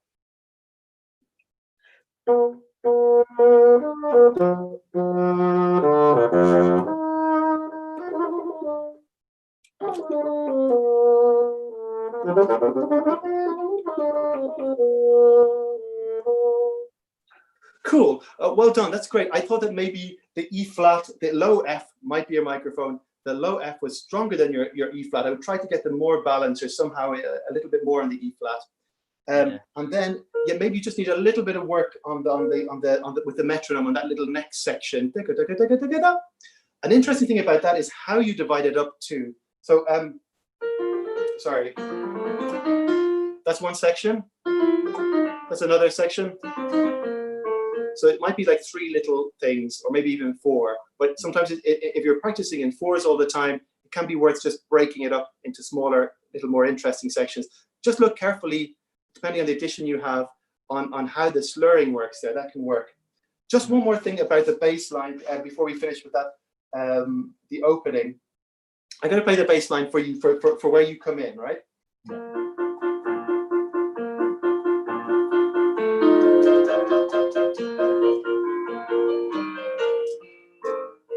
It stops, no bass line accompanying you. Yeah. Then it comes back in. Whatever. After that, with that little moment where you go the fast passage, is all on your own. So you have a tiny bit more freedom. You don't have the straitjacket of semiquavers anymore. So just feel that you have a little bit more space there around the top. Yeah, yeah. And last thing, then 2 bars later, it's the same music twice, but the second time around, it's got like a little ornament on top of it. So maybe the second time you play it, you really mean it. So the first time didn't quite work. I need to do a little bit of something that wasn't quite right. And then this time you mean it. It's a bit like the Weber, that if you say the same thing twice, second time can be just a bit more assertive. Do you want to try that one more go from the beginning? Sure.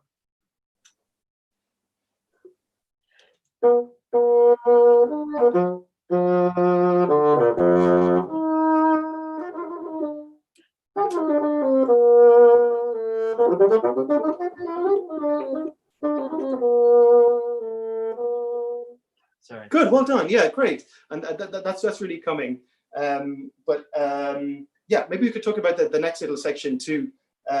Again, from my old bassoon, I got a lot of information about what the next thing could be. I guess every bassoonist, because we play it so many times, we have too much time on our hands to think about all these aspects of the piece. But the next few bars, starting with that F major, that little section, I think it's like a biography or like a curriculum vitae of everything the bassoon can do. So like you finally got you've established yourself as a soloist. Yeah. And you're going to show everything you can do. You're going to show you can play fast notes. You can play F major like anybody's business. You can do F major arpeggios. Then almost immediately you're going to say, I can do singing. You can also do this really melty thing. Oh, that's a nice moment with a B natural melts, like Olaf, the what's his name in Frozen. He melts onto the B flat. You can do low notes. You can do super high notes. And then then you kind of because it's a bit courtly, so like it's written for a course, you're a bit polite at the end. And then this next section, this amazing little section, it's like I can do this amazing trill thing. You're not going to believe it. I almost see a bassoonist like talking to Mozart, going, "Yeah, you have to write me a concerto. Look, I can do these trills. Isn't that cool?" He's like, "Yeah, I guess that's cool. I'll try and put it into my concerto somewhere." But that's his like unique selling point, that he can do these trills and these really, really, really fast things. Yeah. So basically, over the course of very few bars, you're showing everything you can do. Yeah. Arpeggios, fancy arpeggios, singing, sighing, quite farty low notes, pingy high notes. You're still polite, and you can do the bumblebee or whatever this trill business is all about. The trills here, I think, are not like polite things. They're just like when a bumblebee flies in your face, it's slightly aggressive. It's like, it's kind of fluttering thing that happens. Do you want to have a go? That's a lot of information, but let's see how much you can squeeze into your CV. From the F major bit, yeah. Thanks, Monty.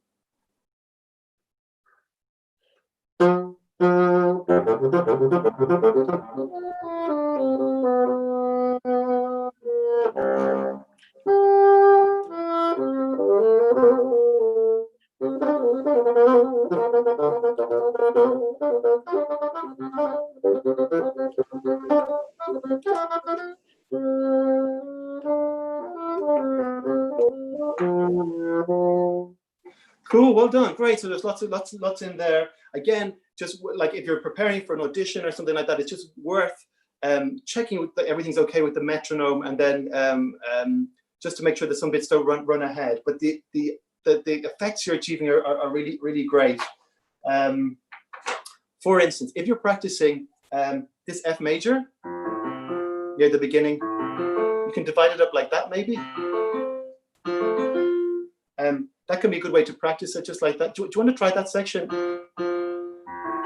Just do it like that, and like that.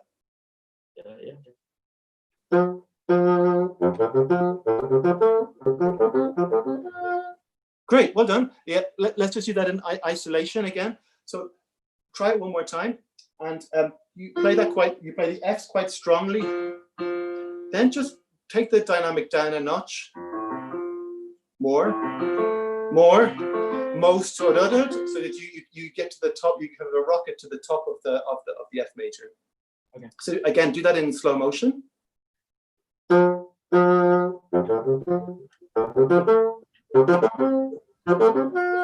Yeah, well done, well done. And last thing about that is to give that the extra kind of rocket ship support. Take a lot of air at the beginning, and then save it. And as you get to the top, just use more air. Okay. Does that make sense? You want to try that? Yeah.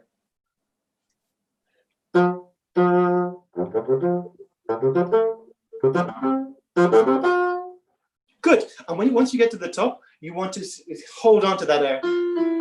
You're going to use that as the kind of that's the part you're going to sing through. So let's try it kind of a bit more up to tempo, but with all of those little aspects. Okay.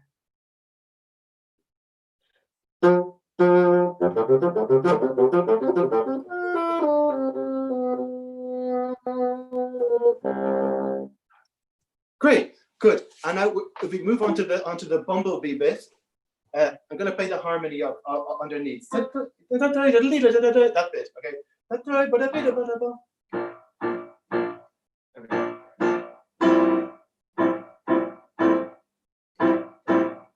So it's B flat major, and then it changes to B flat major with C major over it, which is a bit like a scrunchy. Yeah, that's bar 53. So maybe more there. Then it resolves away from that afterwards. Let's try that section with the bumblebee, and just with that shape going into the scrunchier harmony.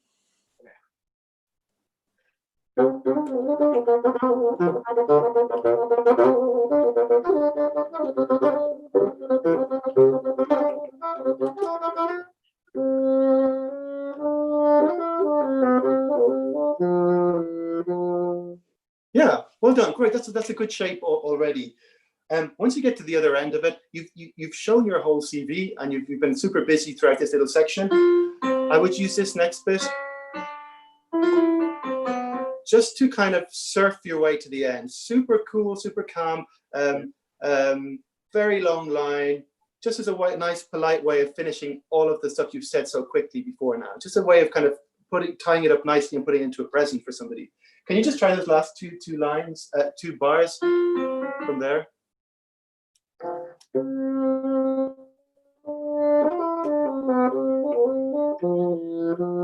Cool. And another thing you can do if you've decided that it's going to be kind of a lyrical, nice moment, take your time over that. Yeah. Sometimes you can choose a B flat or to go to B flat or B natural. I think I prefer B flat. But take your time. It shouldn't be too fast. Same again, the same section, and just feel that you're sailing.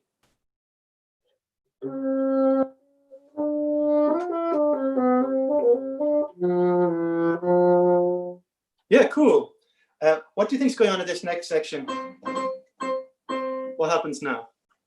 I don't know. It kind of sounds like almost a bit like a fanfare. It's a fanfare type part of the movement. It's definitely more. Although it's not too loud, it's definitely a bit more out there, I think, in terms of. Yeah, I find this a really weird bit. Because you have of course you're playing.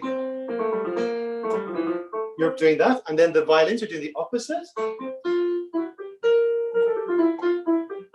I think it was an old teacher of mine said that it reminded him of that children's game like Patty Cake. Like it's a kind of a totally stupid bit that you're just kind of playing. It's kind of like the music's gone into hold for a minute, Nothing's really happening. You can make that more fun by choosing C or B flat. You can go ding, ba-da-ba-da, ding, da-da-da-da-dum, bum, bum. There's like a little game between whether it's C or B flat. Yeah. It's perfect Mozart because it's crazy and super childish, and at the same time he's kind of got you, and then that develops into something amazing which ends the movement for you. Do you want to try that? So we're going to start out super silly and then just see where it takes us. Okay.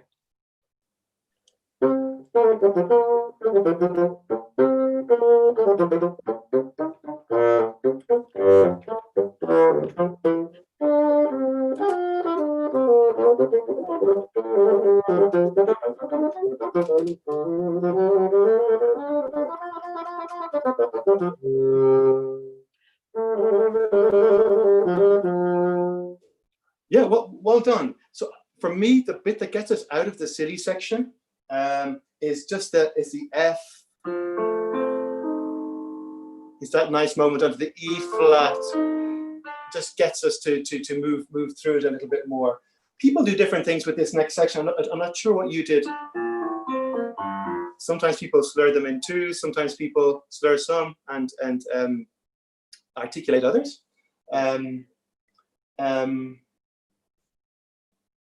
Sometimes people follow the geography of it. So at the top, loud dee da da, and as it goes down, like as the geography of the landscape goes down, so does the dynamic. Yeah. You could do that too. Yeah. And then using the E to that nice interval E to D to climb up again. Try that. Let's do an experiment version. So you did the first part really well. Use this to be quite singing, and maybe start loud and then get less and just follow the line. So an experimental version and maybe some different articulations. Just try something out and see how it feels. Okay.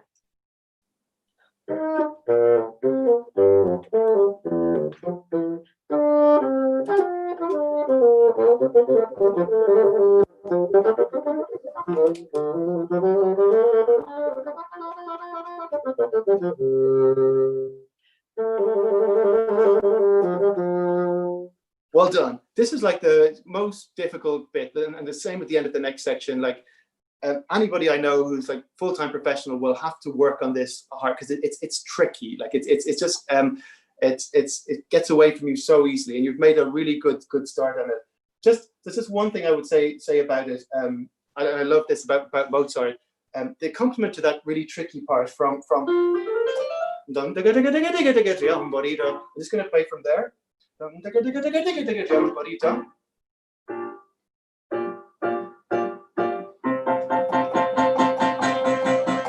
this is where the beat drops.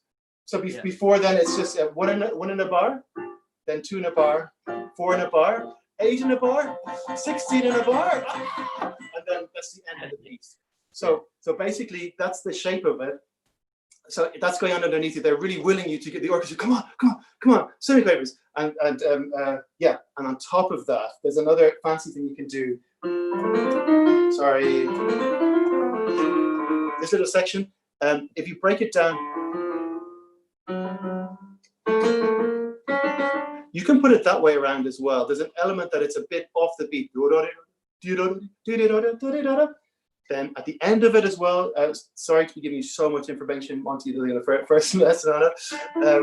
But then at the last bar, you have 1, 2, 3, 4 Fs, high Fs.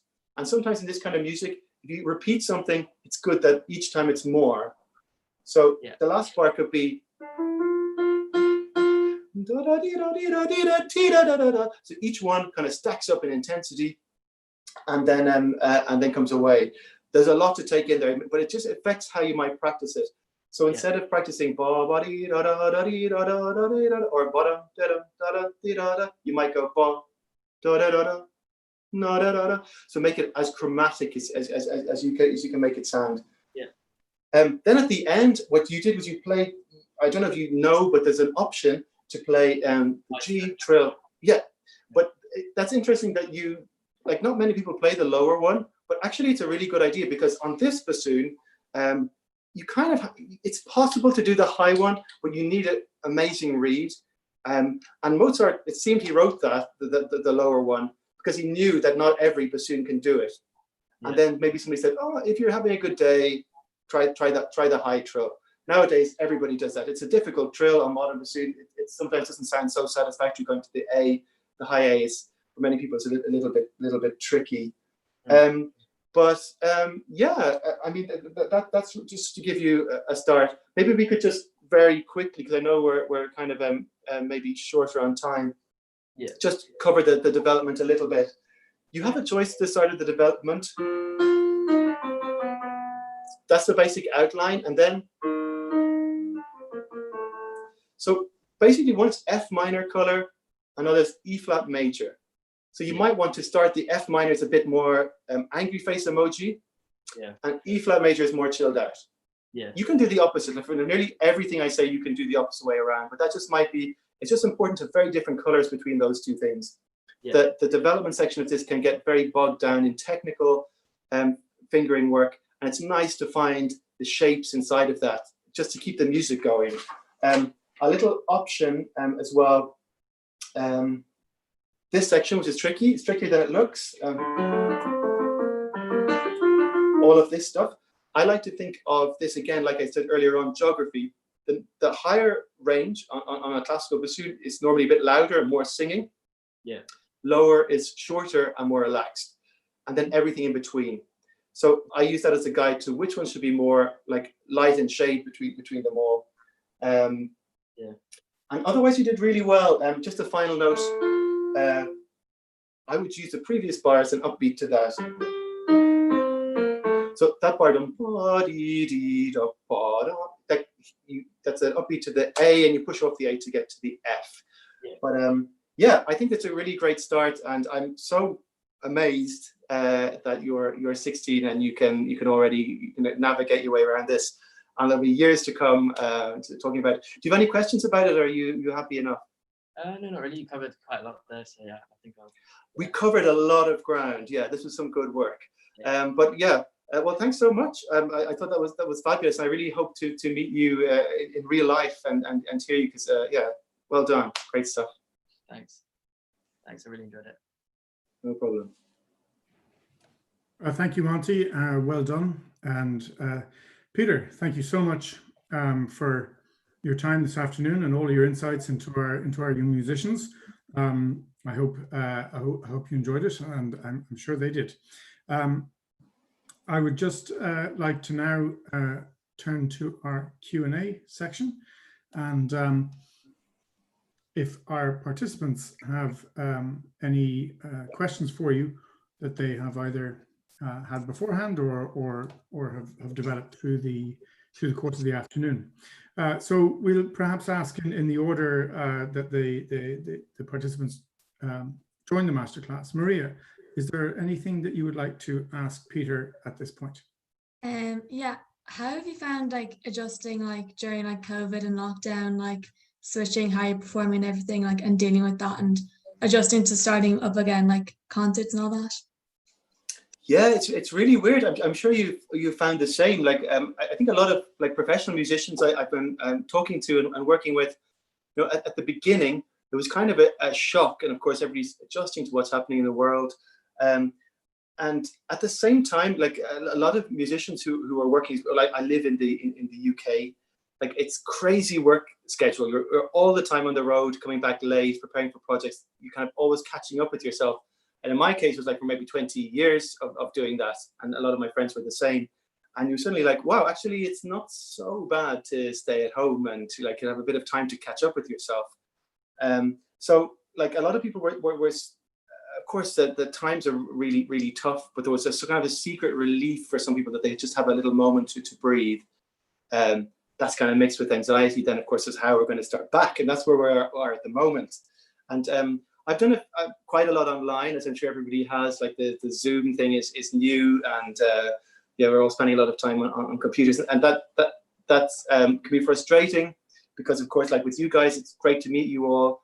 I think we managed some good work today, but it's different from being there in real life and hearing how people resonate in a room and stuff like that. That's tricky. I think it's tricky for your generation too, when you're kind of ready to get out into the world and do youth orchestras, whatever you're doing. So I hope it gets back soon. But I've done a couple of concerts now, live ones. I did one at the with some players from the LSO the other day. I was playing harpsichord for them, and it was really nice. It was one of the first indoor concerts that's happened in the UK. It's part of a government kind of pilot scheme, and it was just really lovely to play for people again. And you feel that, you know, music only really. I think the danger is you can get very involved with yourself as musicians, that you're kind of thinking we have to do this, and we were kind of just surviving. But a huge part of the picture is who we're playing to, and that relationship with audiences. And it does make a difference to have somebody to perform to, and that's like a really big missing part of the equation. So yeah, I hope we can get back into that sooner rather than later, and I hope you guys get back into doing orchestra and stuff, because it's just so much fun when you're your age. Yeah. Thank you, Peter. Ciaran, is there anything you'd like to ask Peter while we still have him on the line? Yeah, how would you go about kind of balancing playing safe versus kind of being eccentric and taking risks in like auditions and trials and whatnot, where you're kind of expected to play a certain way or fit in a certain way? Yeah, that's a really, really good question. And actually, that's a good point with the Mozart Concerto. For instance, there's so much information that we can find out about the piece, but there's a different way you might want to play in auditions. And depending on what job you're applying for as well, you know, you need to bear those things in mind. Sometimes it's impossible to know the ecosystems in an orchestra that you're applying for, but generally speaking, if you're applying for a second role, they'll want something less flamboyant, very controlled. So maybe even if you have that diva side, you might want to just set it aside for that day of the audition and then use it for your nowadays everybody plays everything, and I think that's the most healthy thing. If you know what it is to play second, you know what it is to play first. You need to be flexible and be able to do everything, and just change the mindset. If you're in front of an orchestra, it took me a while to get used to that. But if you're a soloist, the audience wants a little bit more from you. Like, they want to hear a bit more of what you're doing. A little bit of flamboyance goes a long way. But the best orchestral musicians I've worked with are ones who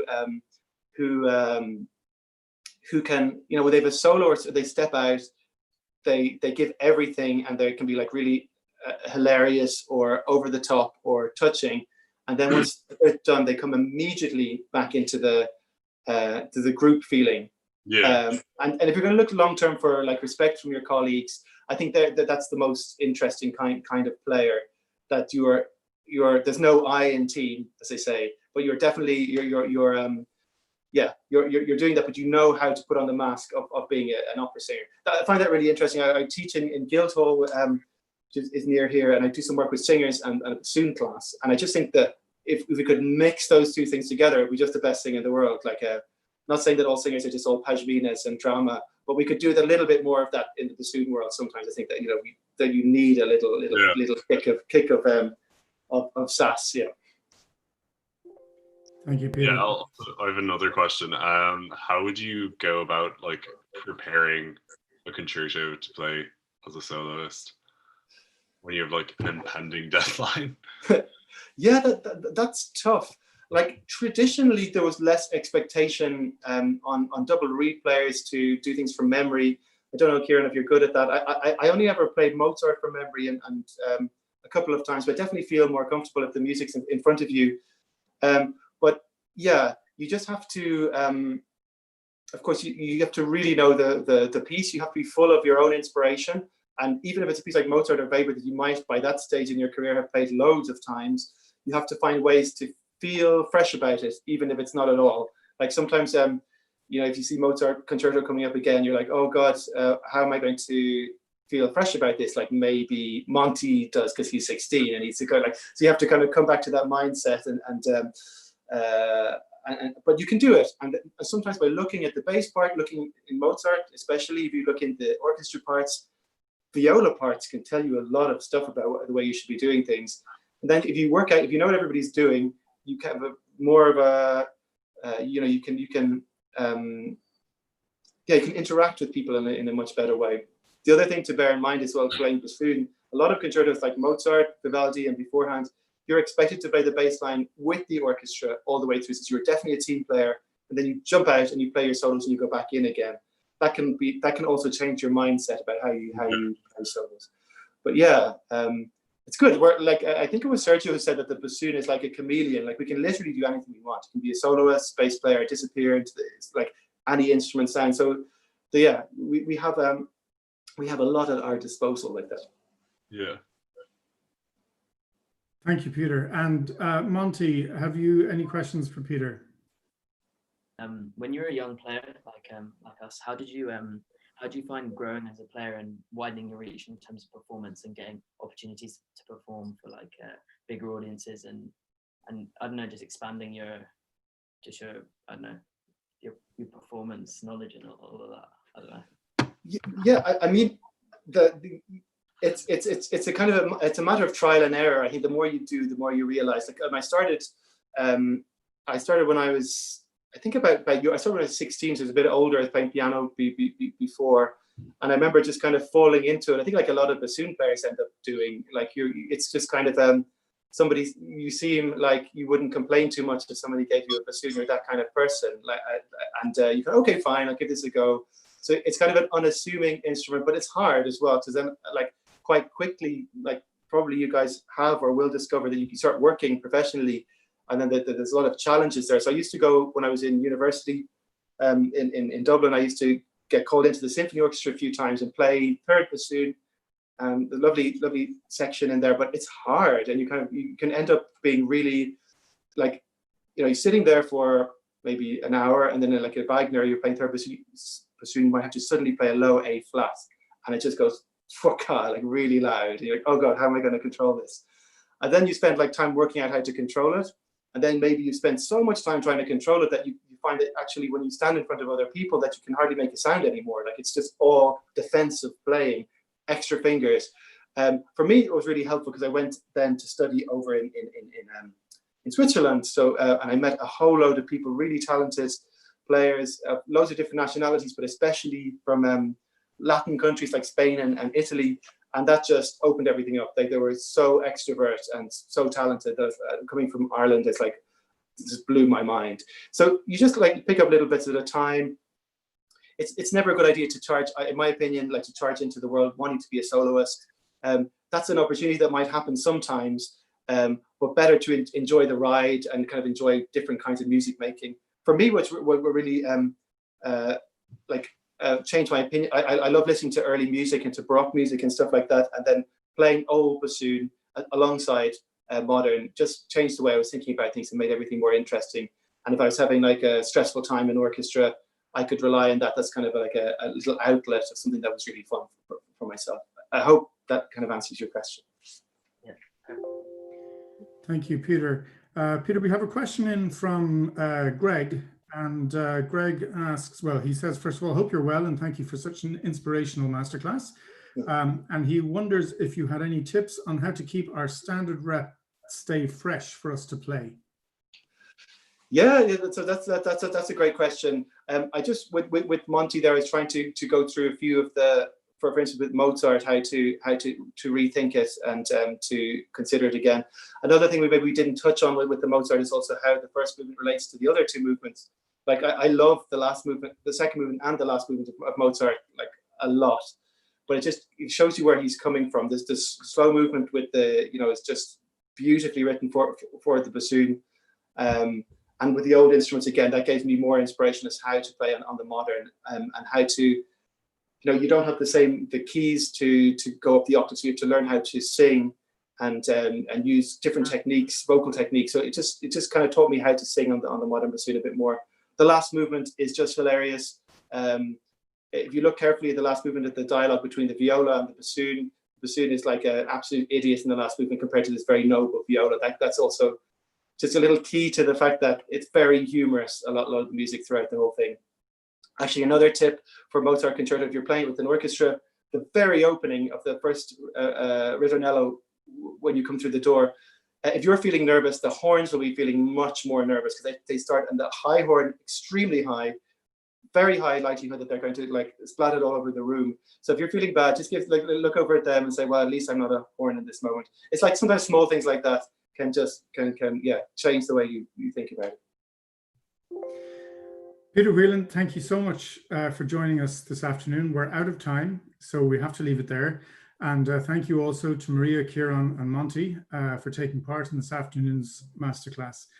This ends the July masterclass series from the National Concert Hall, and we do hope that you've enjoyed our 4 masterclasses. And I'd like to thank all of our participants and all of our tutors again for bringing this series to realization.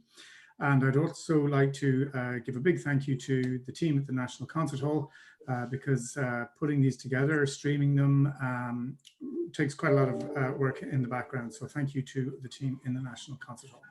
Folks, that's all from us, and we do hope to see you at some point as soon as we can back in the National Concert Hall. In the meantime, please keep an eye on our website for upcoming online events.